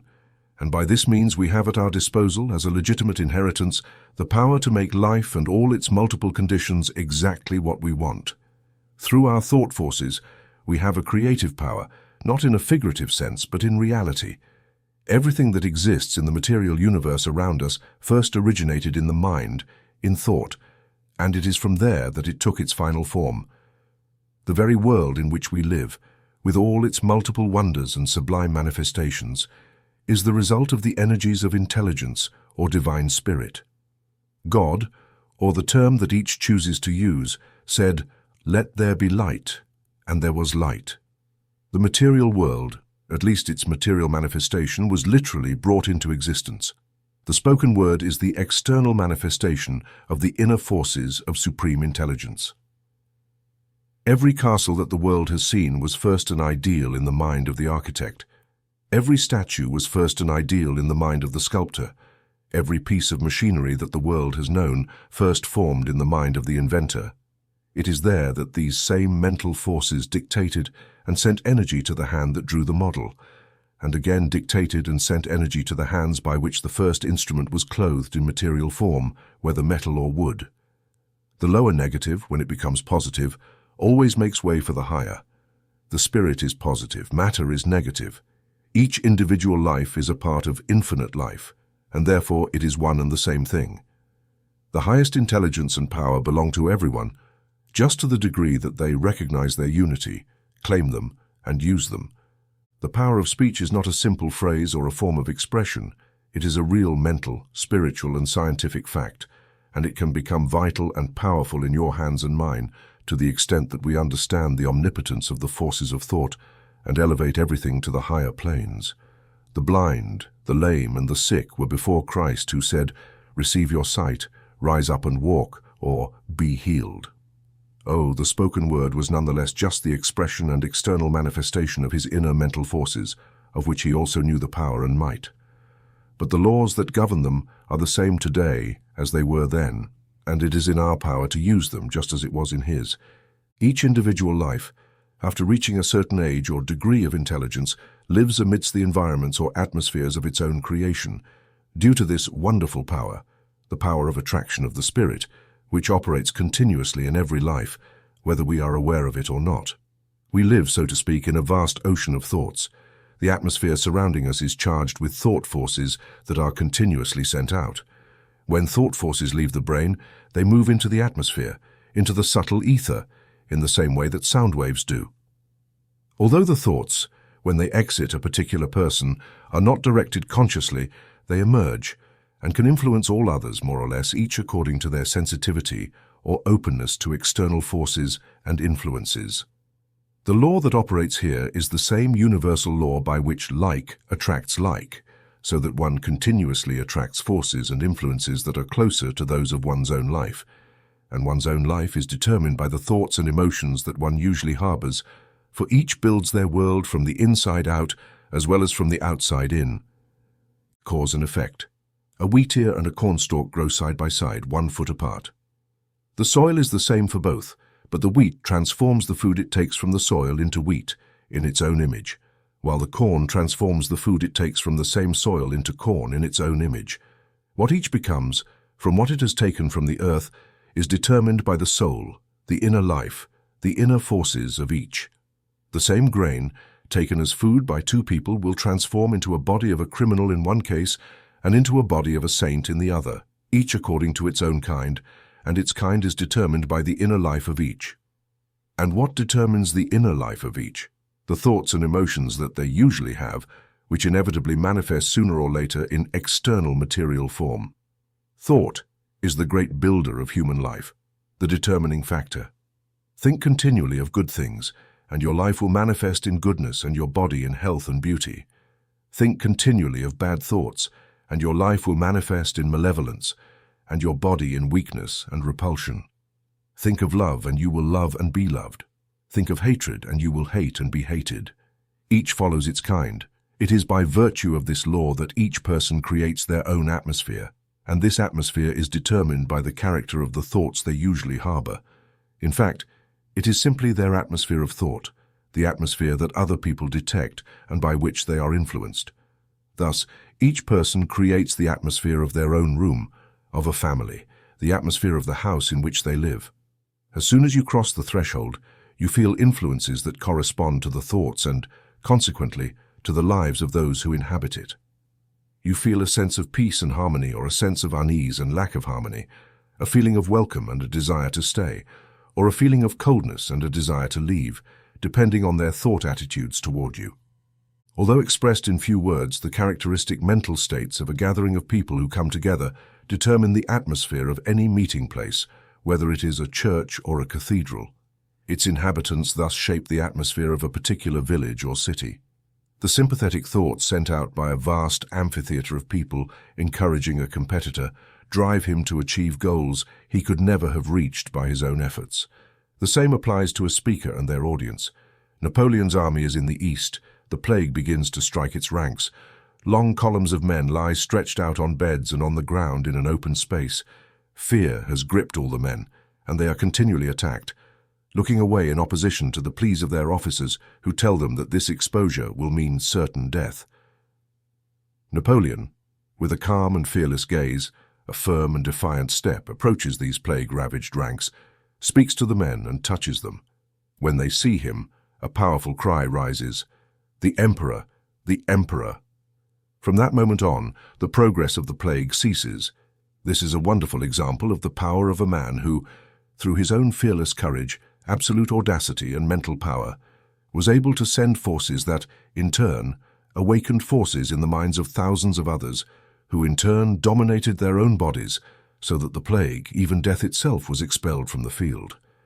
This is one of the grandest examples of a man with powerful and tremendous will, and at the same time, an example of one of the greatest failures drawn from life as a whole that the world has ever seen.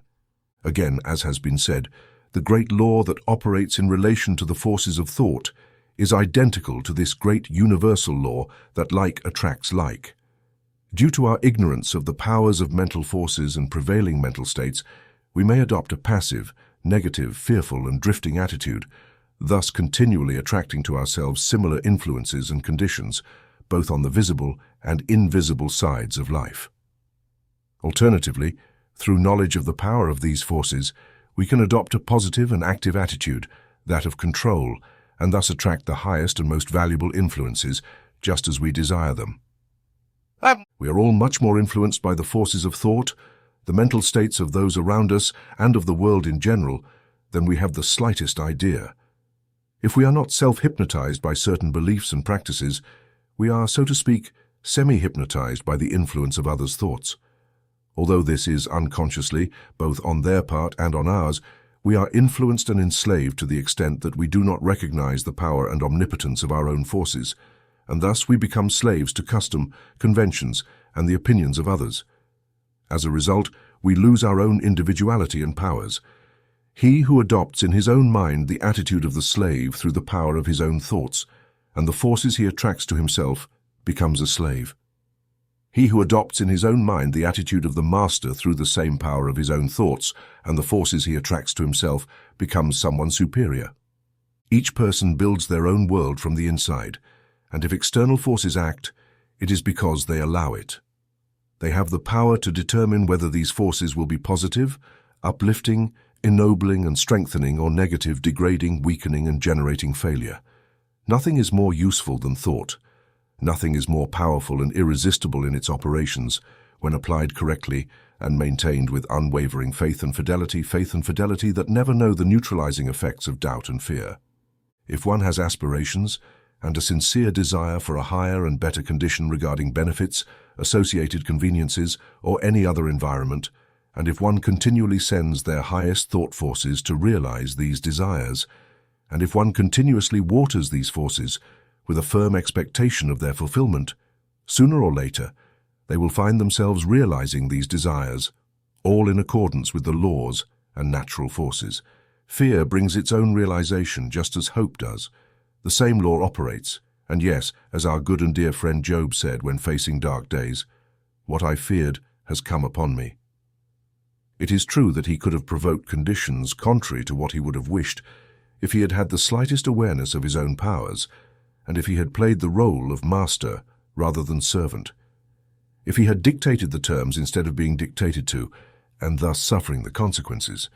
If one finds oneself in a particular condition amidst an undesirable environment or setting that has nothing, even temporarily, of value for them, for their life and higher development, the remedy is completely within reach as soon as one becomes aware of the power and supremacy of the forces of the mind and thought. Unless they intelligently use these forces, they will drift. Unless they become the master and dictate, they will become a slave and be dictated to, and thus will be led in all directions. Sincere and fervent desire, genuine aspiration for higher and better conditions, or means to realize them, with thought forces actively sent for their realization and continuously watered by firm expectation, without allowing the entry of the contrary, and neutralizing force of fear, accompanied by properly directed work and activity, will bring the most complete realization of the highest desires and aspirations, with as absolute certainty as the effect follows the cause. Each of us can thus create for ourselves increasingly elevated conditions, attract increasingly sophisticated influences, and achieve a higher ideal of life. These are the forces within us, simply waiting to be recognized and used, the forces that we must infuse and shape in daily life. As soon as we vitalize them, they become our servants and await our orders. If, for example, you are a young person desiring a college education, or having certain literary or artistic instincts that your soul aspires to realize and fully actualize, and it seems that no path is opening up to fulfill your desires, the power is in your hands. As soon as you recognize it, immediately start implementing the appropriate forces. Propose your ideal, which will begin to take material form. Send forth your mental forces for its realization, maintaining and continuously increasing them, always with strength but remaining calm. Never allow the element of fear to enter, as it would repel the realization. On the contrary, nourish with firm expectation all the forces put into action in this way. Don't just sit with your arms crossed waiting for everything to fall from the sky. God feeds the sparrow, but he does not throw food into its nest. Do not take the first thing that comes your way to do, whether it is working in the fields, in an office, cutting wood, washing dishes, working behind the counter, or something else. Be faithful to the task at hand, always waiting for something better. And keep in mind that what you have at hand is what will open the way to the next higher step, then the next, and so on. Understand that each task completed is nothing more than a means to bring you closer to the realization of your precious ideals. Then you possess the key, and obstacles that would otherwise seem immovable will be overcome before you. We are not born to be slaves or beggars, but for mastery and abundance. This is our legitimate inheritance if we recognize and claim it. Many men and women aspire to better and higher conditions than those they possess and could use the same time they now devote to vain, indefinite, and spasmodic desires to implement forces that, accompanied by appropriately directed personal activity, would quickly lead to the full realization of their most ardent dreams. The great universe is filled with abundance of all things, saturated to the point of overflow. Everything is there, waiting only for the contact of the appropriate forces to be released. It makes no distinction between people, except that it always responds to the requests of the man or woman who knows and uses the forces of the powers bestowed upon them, and it always opens its treasure at the request of those same forces. The supply is always equal to the demand. All things are in the hands of those who know they are there. Among all forms of energy known, thought is the subtlest, the most irresistible force. It has always been in action, but concerning the great masses, it has operated blindly, or better said, people have remained blind to its powerful power except in certain cases. These have been our prophets, seers, sages, or saviors, our men of great and powerful force. We are just beginning to understand the immense truth that there is a science of thought and that the laws governing it can be known and applied scientifically. The man who understands and masters this fact literally has everything under his control. As for inheritance and circumstances and influences, the barriers erected by heritage, just like those built by the environment, when considering the awakened inner forces, are like mud walls within cannon range. They break and crumble when an immense force is applied. Thought needs direction to be effective, and it depends on it as much as on its own strength. This brings us to will. Will is not, as is often thought, a force in itself. Will is the guiding power, thought is the force. Will gives direction. Dispersed thought yields something weak, uncertain, hesitant. It aspires but never acts. It wants but achieves nothing. The man or woman who achieves nothing is the one whose thought is firmly directed by will, constructing a strong and steadfast person who never yields, who never knows defeat. The man or woman who uses the same difficulties and obstacles that would discourage an ordinary person as stones to pave a path upon which they walk triumphantly, and who, by the strength they possess, neutralizes and transmutes those same obstacles that would hinder their passage, finds themselves on a path where those obstacles fall before them and help them on their way. The man or woman, like the eagle, uses the contrary wind that would frustrate their flight, turning it to bring them in the opposite direction, as the very tool on which they soar until it disappears from human sight. And in addition to helping them, it brings them a realization of their own powers that becomes more and more complete. That is to say, a power that grows greater. Here is what the man or woman accomplishes, who, in the storm or in sunny weather, overcomes each obstacle and throws it before them. As Browning said, he eventually arrives. Let us take, for example, the successful businessman. For all is one, the law is the same in all cases. The man who started with nothing but his own inner equipment set himself a goal, success. That is his ideal. He thinks of success, sees success, refuses to see anything else, expects success, and thus attracts it. His mental forces continuously draw to him everything that contributes to success. He has established the current so that every wind that blows brings him success. He does not expect failure and therefore does not invite it. He has neither the time nor the energy to waste on fears or premonitions. He is fearless and unyielding in his efforts. If disaster strikes today, he resumes his efforts tomorrow. Those same forces are worth more to him than the $500,000 of his neighbor, who suffered the same disaster. We speak of a man's failure in business, without considering that the true failure occurred long before, and that the final shock is merely the culmination, the visible external manifestation of the true failure that occurred within him, probably for a long time. A man carries within him his success or failure. It does not depend on external conditions. Will is the constant guiding force. It is the concentration, the pilot who, after the powerful inner force has set the ship in motion, places it on the right course and keeps it there. The pilot under which is the helm that guides the great liner even through storms and winds to an exact point in the port of Liverpool, within a few minutes of its scheduled time, sometimes even to the exact minute. Will is the solar lens that concentrates and focuses the sun's rays so as to quickly pierce the paper held before it. The same rays, if they were not thus concentrated and focused, would fall on the paper for days without effect. Will is the means to direct, concentrate, and focus the forces of thought. Thought, under wise direction, is what accomplishes the work, what brings results, what makes a career successful. An ideal consistently held before the mind, never lost from sight, never lowered, never diverted, determines everything with persistence. Nothing can resist the power of thought when directed thus by will. One cannot therefore use this power for low purposes, nor for high purposes, nor for selfish purposes, nor for altruistic purposes. The same law applies. The more thought is spiritualized, the more it becomes subtle and powerful, and the more life is spiritualized, the more it moves away from low, ignoble, and selfish ends. But while it can be used in this way, the one who wishes to use it thus must remember never to forget that this powerful, scrutinizing, and omnipotent law of truth and justice, which pervades the whole universe and can never be annulled or set aside for even an instant, will lead them to the wall. It will crush him with terrible force if he uses it this way. One must never forget that everything he might obtain for himself at the expense of someone else, through deceit, distortion, or the use of inferior functions and powers, will turn to ashes in his own hands by a law just as subtle and powerful. The honey he thinks he has acquired will turn to bitterness when he tries to taste it. The beautiful fruit he believes is his will turn to wormwood when he tries to savor it.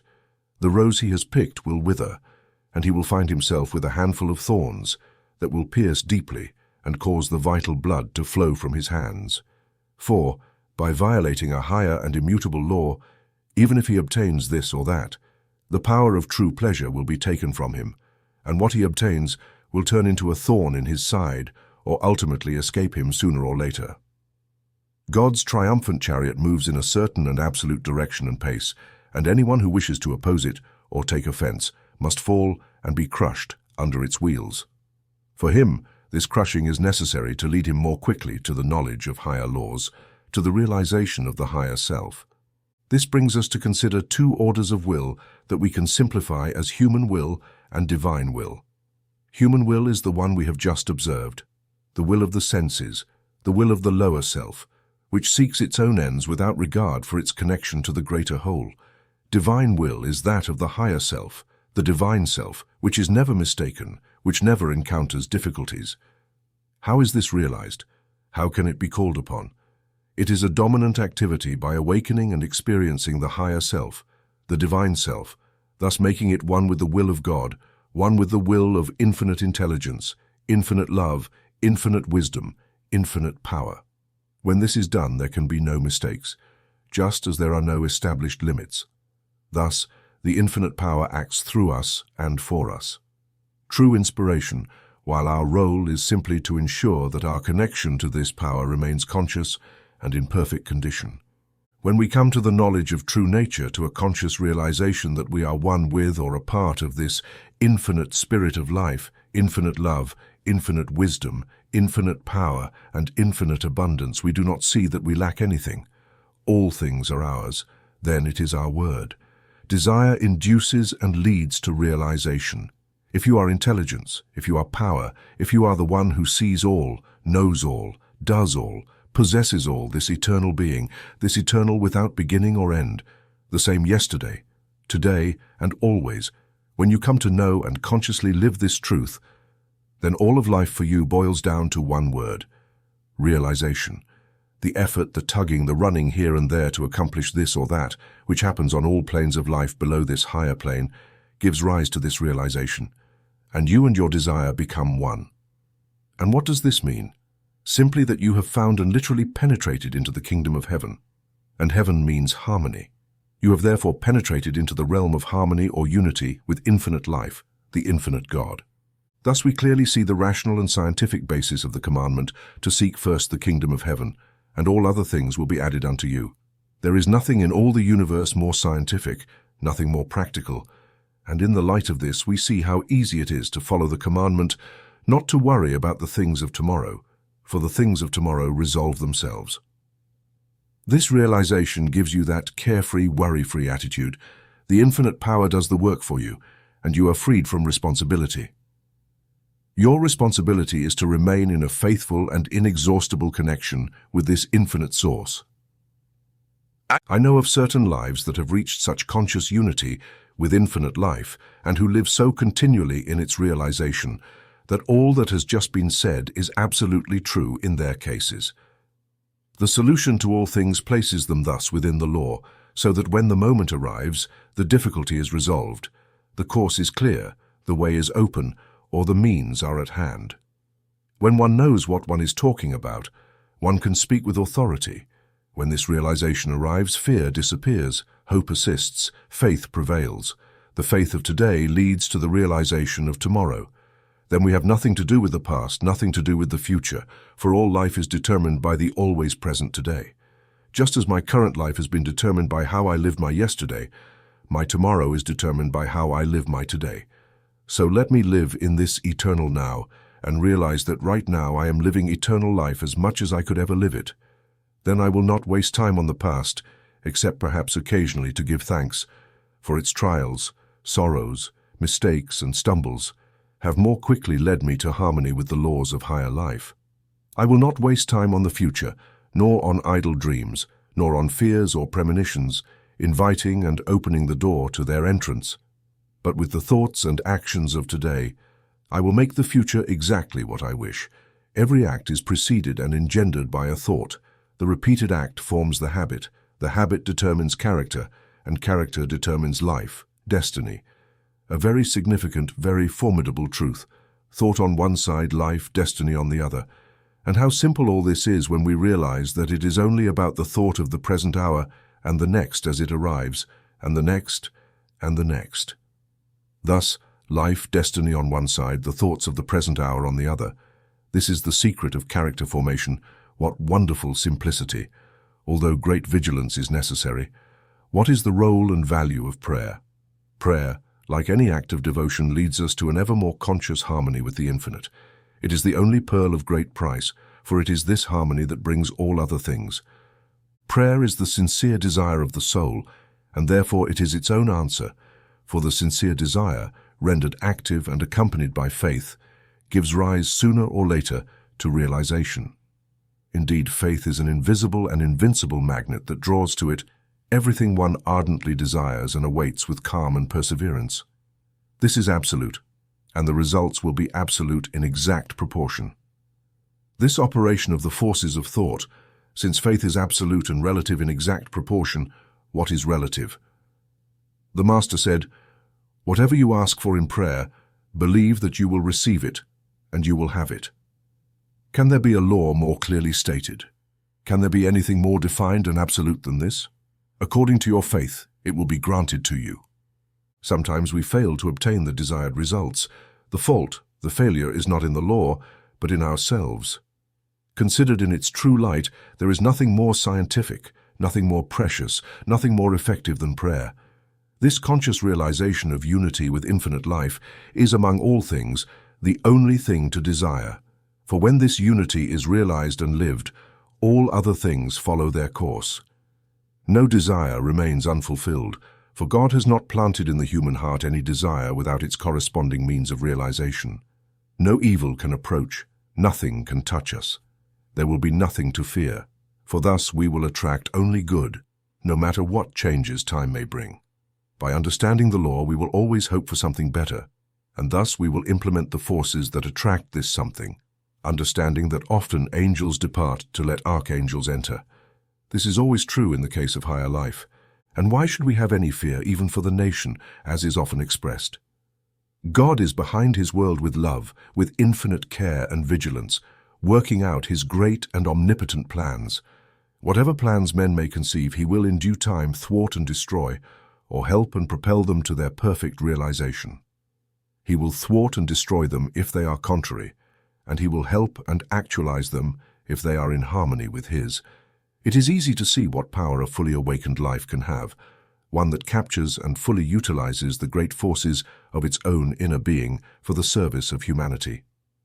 A person with these highly spiritualized forces will not need to go here and there to render greater service to humanity. Such a person can be sitting in their cabin, in their tent at home, or while going from one place to another, continually sending forth the most powerful and potent influences of nature, forces that will have their effect, do their work, and reach the farthest corners of the world. There can be no service more valuable, more vital, or of a higher nature. These facts, the facts concerning the powers that come with higher awakening, have been detailed to show that affairs along the lines of the inner, intuitive, spiritual life, the soul's thought of man, instead of being often regarded as simply indefinite, sentimental, or impractical, are, on the contrary, powerfully and omnipotently real, and are, among all the practical things in the world, the most practical and, in the truest and deepest sense, the only truly practical ones. This is especially true when we apply a long-term vision, beyond the simple day, to the final outcome, to the moment when what we call death occurs, and all material accumulations and possessions are left behind, and the soul takes with it only the development and growth of real life. Without that, when everything else must be left behind, we truly depart poor. And the most wonderful and magnificent fact of all this is that all growth, all advancement, all achievement along the lines of spirituality, of the soul, of real life is done forever and can never be lost. Hence the great fact: do not lay up for yourselves treasures on earth where moth and rust destroy, and where thieves break in and steal, but lay up for yourselves treasures in heaven, where neither moth nor rust destroys, and where thieves do not break in and steal. So what is the love of God? We have discovered that it is much more than a mere sentimental abstraction. It is the awakening to the higher self, to divinity, the conscious realization that your life is one with the infinite life, that you are a part of the infinite life. It is the full realization of the fact that you are a spiritual being here and now, in this very moment, and to live thus means to be true to the light that lightens every man who comes into the world, and thus discover the Christ within yourself, a compensation for the fact that God is the life of your life and thus is not far away. It is an understanding of a unity so perfect that you are able to say, as did his other son, "I and my Father are one." The final destiny of every human soul, every child of the Father, all without regard to the differences that man may see, are equal in his eyes, and he created none of them in vain. Thus the love of God, in its true expression, is not mere sentimentality, a mere abstraction. It is life, growth, awakening, and spiritual development. It is realization. Again, it is life. It is the most abundant life. So recognize this fact and fill your life with an intense and passionate love for God. Then take this life, so rich, so abundant, and so powerful, and lose it in love and service to your fellow beings, the other children of the Father. Infuse it with an intense and passionate love for service, and when this is done, your life will be in complete harmony with all the law and the prophets, in perfect harmony with the two great and determining facts of human life and destiny, the love of God and the love of one's neighbor, the two eternal principles upon which rests the great universal religion that is slowly and gradually evolving toward an almost infinite variety and form. Do this, and feel once and for all the power of the emotion of universal life. Do this, and you will discover that you are reaching the full realization of splendors and beauties, such that all the royal courts of this world combined could never even dream. When the transition from the personal to the impersonal, from the personal to the individual or the universal, is accomplished, the great solution of life is reached. And through this very transition, one immediately enters into the realm of all power. When this is done, and one becomes fully aware of the fact that the greatest life is that which is consecrated to the service of all humanity, one vitalizes this great eternal principle of right, truth, and justice that permeates the universe, and which, although temporarily perverted, always prevails, without exception, with omnipotent power. Then you have the key to all situations. A king of this nature accomplishes his work with absolute independence from what men may say, hear, think, or do, for he himself has absolutely nothing to gain, nothing to lose. Nothing of this sort can approach him or touch him, for he is not in the personal but in the universal. He is then in the work of God, and the same powers of God are his.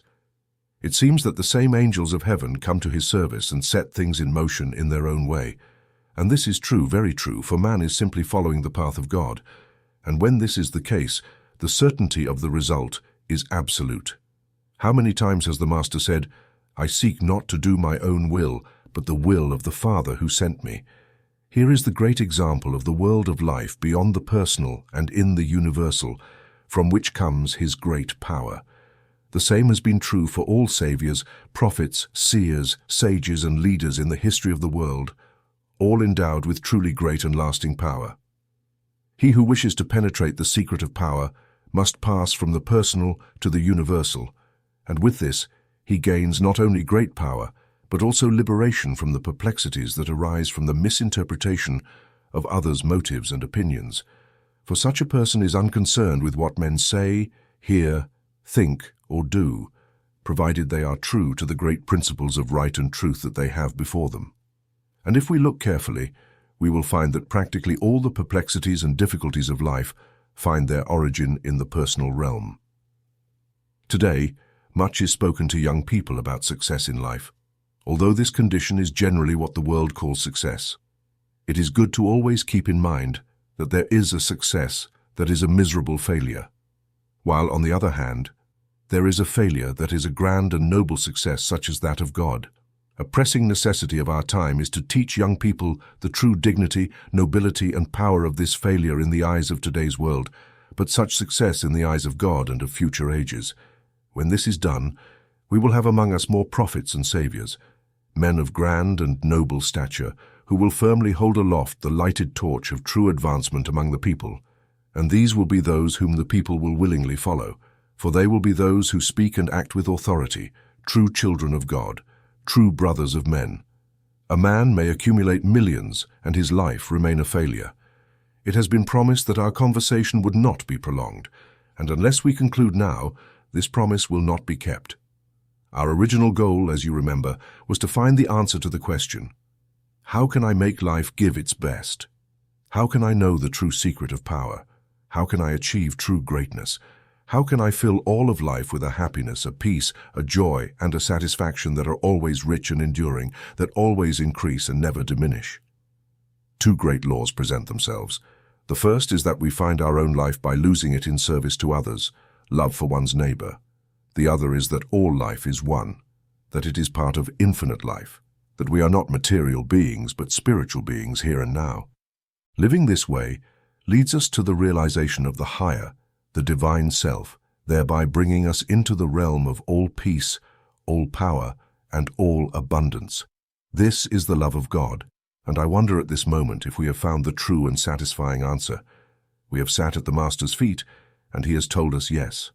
We have discovered that it is through these principles and only through them that true greatness, power, and success can come, and that it is through them that the richest joy, peace, and satisfaction this world can know arise. We have also found that if someone's desire is to make life narrow, tight, and of little value, robbing it of its main charms, the only prerequisite necessary is to become egocentric, living continuously with the small and atrophied self, which will inevitably become more and more diminutive and withered over time, instead of reaching out and participating in the great life of humanity, thus infinitely intensifying and multiplying one's own life. For every act of humble service is that divine touch of the ground that allows one to bounce towards ever greater heights. We have found that the recognition of these two laws allows for the growth and development of the fullest and richest life here, and they are the two doors through which all who desire must enter the kingdom of heaven. Around this great altar of love, service, and devotion to God and one's neighbor, all humanity can bow and worship. All religions and beliefs can subscribe to it, for it is the universal religion.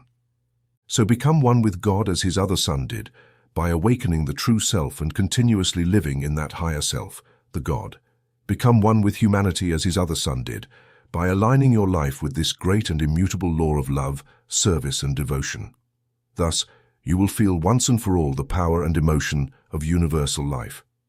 Your life will then be the greatest, grandest, most joyful life this world can know, for in truth you will live the life of Christ, an incomparable life, the life that everyone reaches out their eager hands towards, and many companies will rise up and declare you blessed and thank you, for such a life is the rich heritage of the world. The song that will continually flow from your lips will be joy, only joy, for we are all one with infinite life, all parts of a great whole, and the spirit of infinite kindness and love always reigns. Part 6. The power of thought to build character. A thought, whether good or bad, or an act that over time transforms into a habit, such is the law of life. What you experience in your world of thoughts, you will find sooner or later objectified in your life. Unconsciously, we form habits at every moment of our lives. Some are habits of a desirable nature, while others are of a less desirable nature. Some, although not so bad in themselves, are extremely harmful due to their cumulative effects, and sometimes cause us much loss, pain, and distress, while their opposites, on the contrary, would bring us much peace and joy, as well as continuously growing power. We have the ability to determine at every moment what type of habits will form in our lives. In other words, is the formation of habits, the formation of character, a matter of mere chance, or is it under our own control? We have it totally and absolutely. One can say and must say that every human soul, after courageously and determinedly affirming this, and not only saying it, but fully realizing it internally, must still say something about a great law that underlies the formation of habits and character formation. For there is a simple, natural, and entirely scientific method that everyone should know. a method by which one can break old, undesirable habits that bind us to the earth and acquire new desirable habits that elevate towards heaven, a method by which one can change life in part or in totality, provided one takes the law seriously enough to know it and, knowing the law, to apply it. Thought is the force that underlies everything. What do we mean by this? Simply this: every act, every conscious act is preceded by a thought. Your dominant thoughts determine your dominant acts. Repeated acts crystallize into habits, and the sum of habits constitutes your character. Thus, no matter what your act is, you must remember to closely examine the character of the thought you have. Any act you do not want to do or any habit you do not wish to acquire, you must be careful not to foster the type of thought that will give birth to that act or habit. It is a simple psychological law that any type of thought, if sustained long enough, will eventually reach the motor pathways of the brain and ultimately burst into action. Many times, crimes are committed in this way, just as all undesirable things are. On the other hand, the greatest powers are cultivated, and the most divine characteristics generate the most heroic acts in the same way. What must be clearly understood is that thought is always the father of the act. Therefore, it is necessary for us to first know how to fully control our thoughts. Here we refer to that law of the mind which is the same as the law related to the reflex nervous system of the body, the law that says that each time one does a certain thing in a certain way, it becomes easier to do the same thing in the same way the next time, and even easier the time after, and so on, until there comes a time when no effort or notable effort is required, whereas doing the opposite would require effort. The mind carries with it the power that perpetuates its own type of thought, just as the body carries through the reflex nervous system the power that perpetuates and continuously facilitates its own particular acts. Therefore, a simple effort to control one's thoughts, a simple beginning, even if initially the result is failure, and even if for a time failure seems to be the only result, will eventually lead to easy, total and complete control. Anyone can then develop the power to determine and control their thoughts, the power to decide which types of thoughts they should and which types they should not foster. One must never forget this fact. Every sincere effort along any path makes the desired goal a little easier to reach with each successive effort. Even if, as has been said, apparent failure is the result of previous efforts, this is a case where even failure is a success. In fact, failure does not reside in the effort, and every serious effort adds an increase of power that will ultimately realize the sought-after goal. Therefore, we can achieve total and complete power to determine what character, what types of thoughts we possess. Let's examine 2 or 3 concrete cases. Here is a man, the cashier of a large commercial establishment or the cashier of a bank. In the morning newspaper, one reads about a man who has suddenly become rich, who has made a fortune of $500,000 or $1 million in a few hours through stock speculation. Perhaps you have seen a report of another man who has done virtually the same thing recently. However, he is not wise enough to understand that when reading 1 or 2 cases of this type, one might find, if they studied the matter carefully, 100 or 200 cases of men who have lost everything they had in the same way. Yet he thinks he will be one of the lucky ones. He does not realize that there are no shortcuts to acquiring wealth honestly. He takes part of his savings, and as is the case in almost all cases of this kind, he loses everything he has invested, now thinking that he understands why he lost, and that if he had more money, he could recover what he lost and perhaps gain even more quickly. No. He then thinks about using some of the funds he is in charge of. In 9 cases out of 10, if not in 10 out of 10, the results that follow are sufficiently known that it is unnecessary to pursue them any further. What is man's safety in light of what we have considered? Simply this: at the moment the idea of using funds belonging to others for his own profit enters his mind, if he is wise, he will immediately dismiss this thought from his mind. If he is a fool, he will consider it, and to the extent that he thinks about it, it will grow within him, become his dominant thought, and ultimately he will lose his willpower. Through rapid successive steps, shame, degradation, penitence, and remorse will become his. It is easy to chase the thought from one's mind when it first enters, but as one harbors it, it takes on such proportions that it becomes increasingly difficult to dismiss it from one's mind, and eventually it becomes practically impossible to do so. The light of a simple spark, which a small breath of effort could have extinguished at the outset, has given rise to a flame that now spreads to the entire building, and it is now almost, if not completely, impossible to conquer. Let's examine another concrete case, perhaps very common, but where we can see how a habit forms and how the same habit may not form. Here is a young man who may be the son of poor or rich parents, occupying an ordinary rank in life or a high social position. What this means is that he is good-hearted, has good impulses, and is generally a good companion. He goes out with a few friends of the same general type, going out to have a pleasant evening and enjoy themselves. Sometimes they may be thoughtless, even reckless. One of the companions suggests not to get drunk, not at all, but simply to go out for a drink together. The young man we mentioned, wanting to be cool, hardly hears the suggestion that arrives in his inner consciousness and thinks it is better not to get dragged in with the others. He does not stop long enough to realize that the greatest strength and nobility of character reside in always taking a firm stand on the side of right, and not allowing himself to be influenced by anything that would weaken that position. He thus goes with his comrades to the bar, with other friends. This repeats from time to time, and each time it repeats, his ability to say no gradually diminishes. Thus, he acquires a slight dependence on alcoholic beverages, and perhaps consumes them from time to time on his own, without dreaming or realizing in the slightest what path he is engaging in, until the day he becomes aware that he has neither the power nor even the impulse to resist a craving that has gradually grown to become a minor form of desire for intoxicants. However, thinking that he will be able to stop when he is truly in danger of falling into the habit of drinking, he continues in a thoughtful and careless manner, skipping over the various intermediate steps, until he finds himself as a depressed drunkard. It is simply the same old story told 1,000 times, or even 1,000,000 times. He eventually becomes aware of his true condition, and through shame, anxiety, degradation, and the need that arises, he longs for the return of the days when he was a free man, but hope has almost disappeared from his life.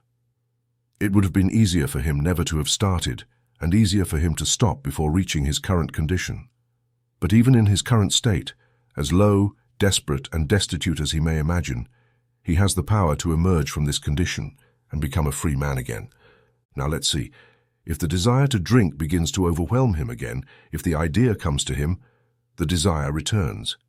His only hope, his only means of escape is this. At the very moment the thought arises, if he dismisses it from his mind, he will extinguish the small flame of the match.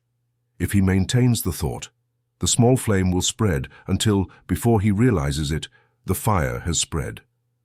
And then, the effort is almost useless. The thought must be chased from the mind as soon as it enters. Interaction with it means failure and defeat, or the struggle will be indescribably fiercer than if the thought is expelled from the start. Here we must say a word about a great law that we might call the law of the indirect.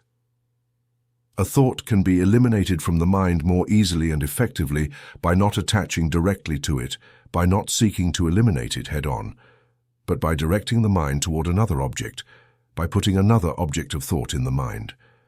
This could be, for example, the ideal of full and perfect self-control, or something entirely different from the initial thought, something to which the mind turns easily and naturally. Over time, this will become the dominant thought of the mind, and the danger will have disappeared. This same repeated process will gradually grow the ability to more easily dismiss the thought related to alcohol when it arises, and will progressively increase the ability to focus the mind on desired objects of thought. The result will be that over time, the thought of drinking will manifest less and less, and when it does, it can be more easily eliminated from the mind, until the moment comes when the thought will no longer enter the mind at all. Another case, perhaps more or less irritating, could easily lead to anger. Someone says or does something that displeases you, and your first reflex is to show resentment and eventually give in to anger. To the extent that you allow this resentment to manifest, to the extent that you make room for anger, it will be easier to repeat this every time a cause arises, even a very slight one. Moreover, it will become increasingly easier for you to refrain from doing so, until resentment, anger, and eventually even hatred and revenge become characteristics of your nature, stripping it of its solidity, charm, and brilliance. For everyone with whom you come into contact, however, If at the moment the impulse of resentment and anger arises, you immediately curb it and direct your mind toward another object of thought. The power will gradually grow by itself to make this same thing easier to accomplish. This will be repeated every time similar causes arise, until a moment comes when almost nothing can irritate you, and nothing can push you to anger, until an unmatched brilliance and charm of nature and disposition become habitual, a brilliance and charm that you would hardly believe possible today. Thus, we could address one case after another, one characteristic after another, one habit after another. The habit of looking for scapegoats and its opposite are cultivated in the same way. The characteristic of jealousy and its opposite, the characteristic of fear and its opposite, in the same manner. We cultivate love or hate in this way. We come to adopt a dark and pessimistic view of life, which manifests in a nature and disposition of this type, or we develop this sunny nature, full of hope, joyful and vibrant, which brings so much joy, beauty and power for ourselves, as well as so much hope, inspiration and joy for everyone. There is nothing truer regarding human life than the fact that we grow in the image of the things we contemplate. It is literally, scientifically and necessarily true that as a man thinks in his heart, so is he. The part refers to his character. His character is the total sum of his habits, and his habits have been formed by his conscious acts. But each conscious act, as we have seen, is preceded by a thought. Thus, we have thought on one side, character, life, destiny on the other, and it becomes simple when we take into account that it is simply the thought of the present moment and the next when it is upon us, then the next, and so on through all time. In this way, any desired ideal can be reached. 2 steps are necessary. First, over the days to form one's own ideals. Second, to continually pursue them, no matter what happens and wherever they may lead you. Always remember that great and strong character is one that is always ready to sacrifice present pleasure for future good, one that follows its highest ideals as they present themselves, day after day, year after year. You will find that just as Dante, by following his beloved from world to world, ultimately found her at the gates of paradise, so you will eventually find the same gates. Life, we can say, is not for mere fleeting pleasure, but for the highest development that one can achieve, the noblest character that one can cultivate, and the greatest service that one can render to all humanity.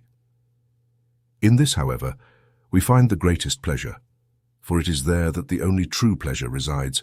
Whoever seeks to find it through shortcuts or by taking another path will inevitably find that their final state is always worse than the first.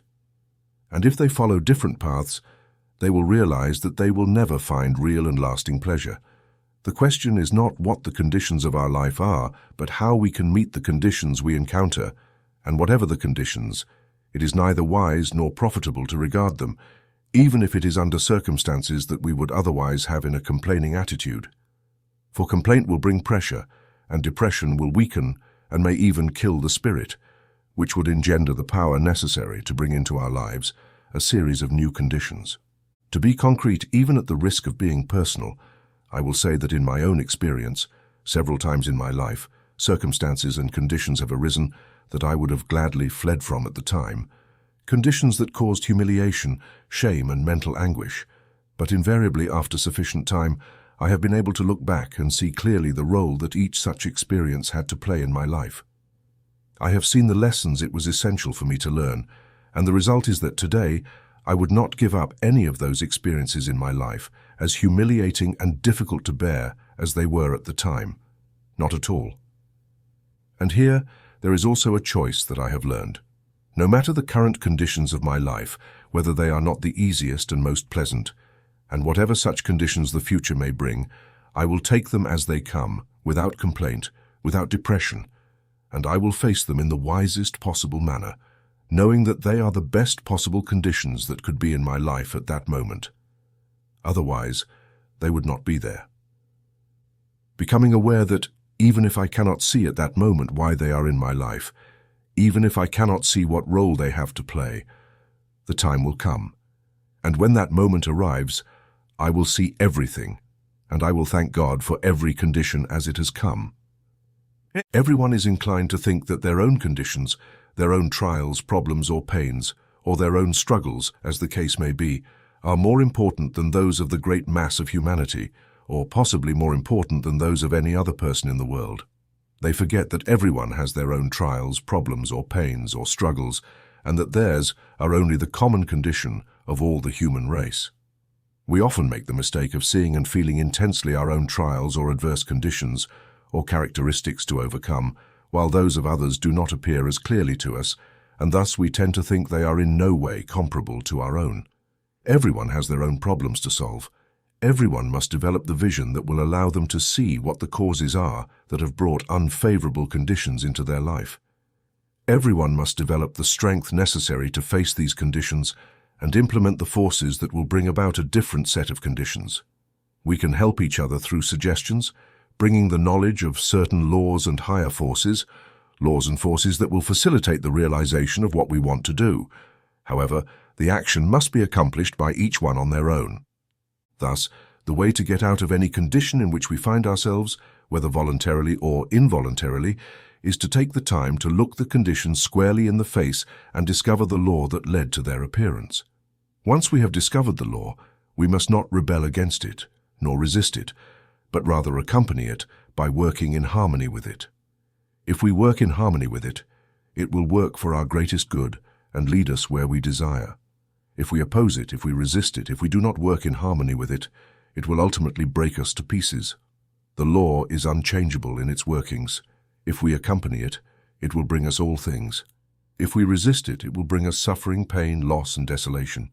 A few days ago, I spoke with a lady, a very esteemed woman living on a small farm in New England of 5 or 6 acres. Her husband passed away a few years ago, a big-hearted and hard-working man, but who spent practically all his income on drink. At his death, the small farm remained unpaid, and the wife found herself with no visible means of support, with a family of several members to care for. Instead of being discouraged by what many would have called a hard fate, instead of rebelling against the circumstances in which she found herself, she faced the situation with courage, firmly believing that there was a way to resolve them. Although she could not see them clearly at the time, she took up her burden where she found it, and continued bravely. For several years, she took care of vacationers coming into that part of the country, regularly getting up, by her own account, at 3:30 or 4 in the morning and working until 10 at night. In winter, when this source of income is interrupted, she went out to care for the sick in the neighborhood. Thus, the small farm is almost paid off. Her children have been able to stay in school and are now able to help her more or less. Throughout this period, she did not fear, nor sense, nor show rebellion. She did not protest against the circumstances that had caused her situation, but instead aligned herself with the law that would lead her to another set of conditions. And through it all, she told me that she has continually been grateful to have been able to work, and that, whatever her own circumstances, she never ceased to find someone whose conditions were even a little worse than her own, to whom she could offer a small service. She wholeheartedly appreciates this fact and is very grateful for it. The little house is already almost paid for, and soon it will no longer be necessary to deduct from her income for that. The dear little house, she says, will be even more precious to her because, ultimately, it has become hers through her own effort. The strength and nobility of character that she has acquired over the years, the sweetness of her character, her sympathy and care for others, her faith in the final triumph of all that is honest, true, pure, and good, are qualities that thousands and hundreds of thousands of women, just as much as men, in better circumstances in life, may rightly envy her. And if tomorrow her little farm were taken away from her, she would have gained something that a 1,000-acre farm could not buy. By dedicating herself to her work as she has, the burden of it all has lightened, and her work has become truly enjoyable. Let's take a moment to see how these same conditions would have been faced by a person of lesser wisdom, someone less foresighted than this dear and good woman. For a time, her mind might have broken. She would probably have been overwhelmed by fears and forebodings of all kinds, and would have felt that nothing she could do would be of any use. She might have rebelled against the forces, against the law that had caused the conditions in which she found herself, and found herself bitter against the world, and gradually against the various people with whom she was in contact. She might have thought that her efforts would not be sufficient to meet the circumstances, and that it was someone else's duty to get her out of her difficulties.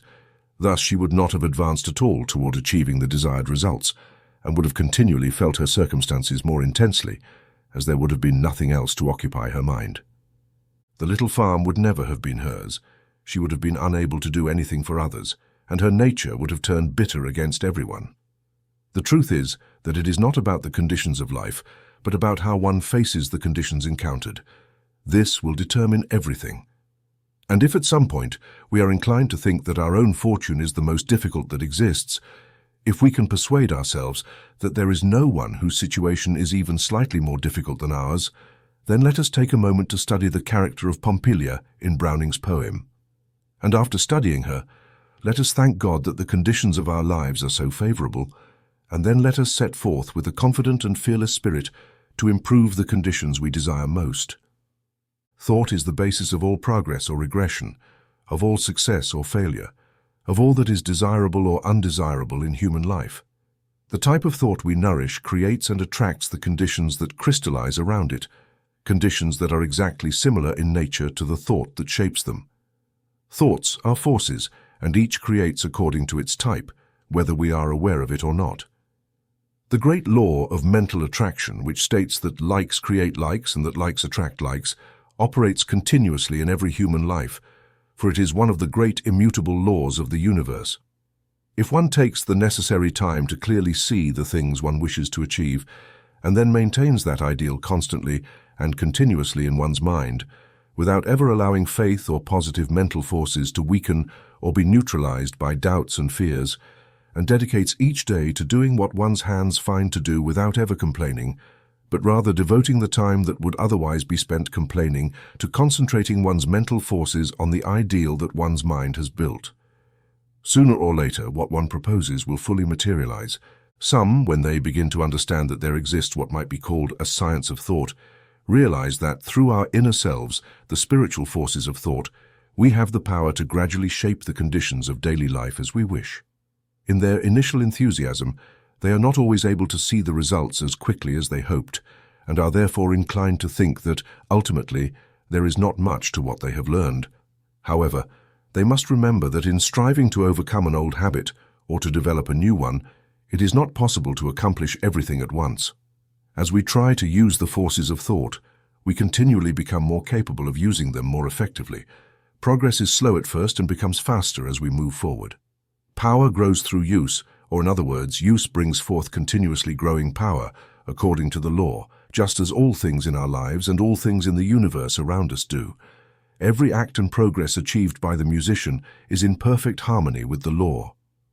No one starting to study music can, for example, sit at the piano and play a master's piece on the first try. However, he must not conclude that the master's piece cannot be played by him or by anyone. He begins to practice the piece, and the law of the mind, which we have observed, comes to his aid. His mind follows the music with greater ease, speed, and security, and the law that underlies the action of the body's reflex nervous system, also observed, comes into play, so that his fingers coordinate their movements with those of his mind with increasing ease, speed, and precision, until what at first seemed difficult and discordant ultimately reveals itself as the music of the master, the music that moves and touches the masses of men and women. It is the same with using the forces of thought.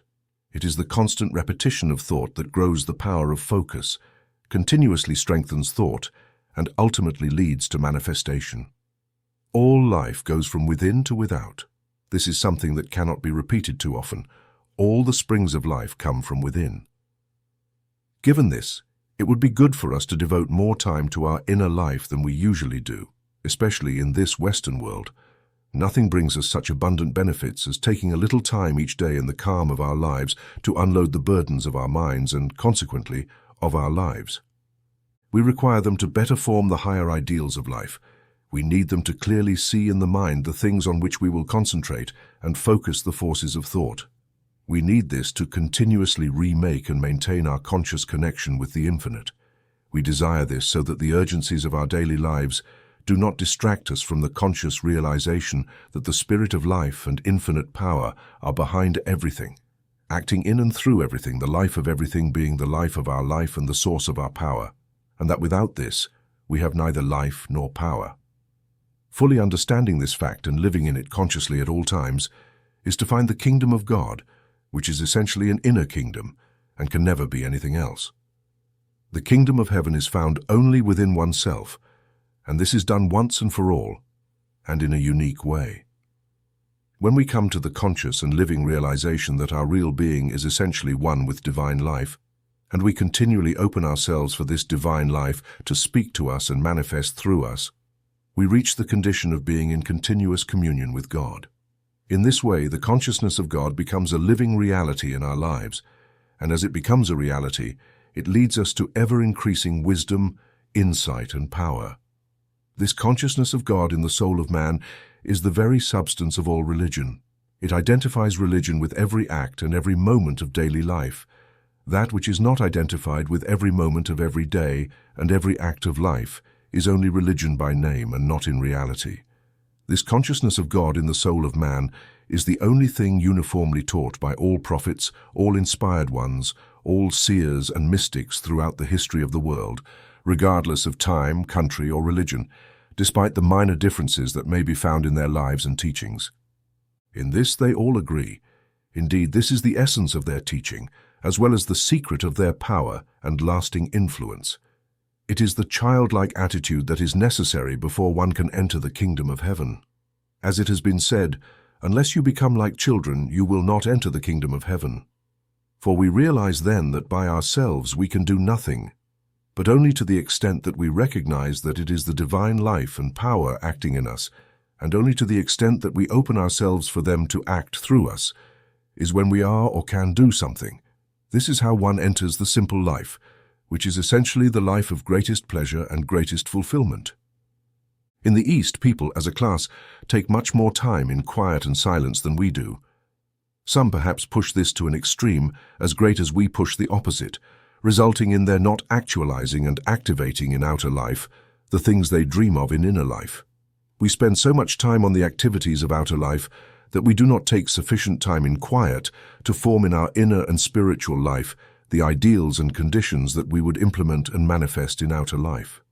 The result is that we take life randomly, letting it come as it comes, without much reflection, until we are perhaps driven by certain bitter experiences, rather than shaping it through the inner forces exactly as we want. We must find the happy balance between the habits of the Eastern and Western worlds in this regard, without going to the extreme of either. Only this will yield the ideal life, and only the ideal life is fully satisfying. In the East, there are many people who, day after day, sit in quiet, meditating, contemplating, idealizing with their eyes fixed inward in a spiritual folding. While lacking external activities, they are actually starved. In this Western world, men and women in the rush and activity of our usual life run from one side to the other, without a center, without a foundation on which to stand, without anything to anchor their lives, for they do not take enough time to understand what the center is and what the reality of their lives is. If the Easterners would do their contemplation and then set to work, they would be in better conditions, living a more normal and satisfying life. If in the West we took more time to step away from social disorder and the activity of life for contemplation, meditation, idealization, or knowledge of our true being, and then went to work manifesting the powers of our true being, we would be much better off, for we would live a more natural and normal life. Finding one's own center, centering on the infinite, is the first great essential element of any satisfying life, and then going out, thinking, speaking, working, loving, or living from that center in the construction of the highest character, as we have envisioned. There are those who feel wronged by what we call heritage. In one sense, they are right. In another sense, they are completely wrong. This aligns with the thought that, long before us, had been instilled in them through the New England nursery rhyme, "In the fall of Adam we have all sinned." First, it is quite difficult to understand the justice of this, if it were true. Secondly, it is quite difficult to understand why it is true. And thirdly, there is no truth in this now. We work with the real and essential being. And though this is as old as Adam, this eternal God means you, means me, means every human soul. When we realize this fact, we see that heritage is a cane that easily breaks. Each person's life is in their own hands, and they can make of it, in character, achievements, power, divine self-realization, and therefore influence, exactly what they want to make. All the things they dream of most affectionately are theirs, or can become theirs if they genuinely set to work. And as they rise more and more toward their ideal and grow in the strength and influence of their character, they become an example and inspiration for all with whom they come into contact, so that through them, the weak and hesitant are encouraged and strengthened, so that those with low ideals and a lowly life inevitably see their ideals raised. No one's ideals can be raised without manifesting in their outer life. As one advances in their understanding of the power and potency of mental forces, they discover that often, through the process of mental suggestion, they can greatly help those who are weak and in difficulty by sending them the highest thoughts of the highest strength, wisdom and love from time to time, and continuously maintaining those thoughts in their minds. Whoever takes sufficient time in mental tranquility to form their ideals, sufficient time to do and continuously maintain their conscious connection with the infinite, with divine life and forces, is the one who is best prepared for the trying life. It is he who can go out and deal with sagacity and power any matter that might arise in the affairs of daily life. It is he who builds not for years, but for centuries, not for time, but for eternity, and can go out not knowing where he is going, knowing that the divine life within him will never fail him, but will guide him until he sees the Father face to face. He builds for the ages, for only that which is highest, truest, noblest, and best will withstand the test of ages.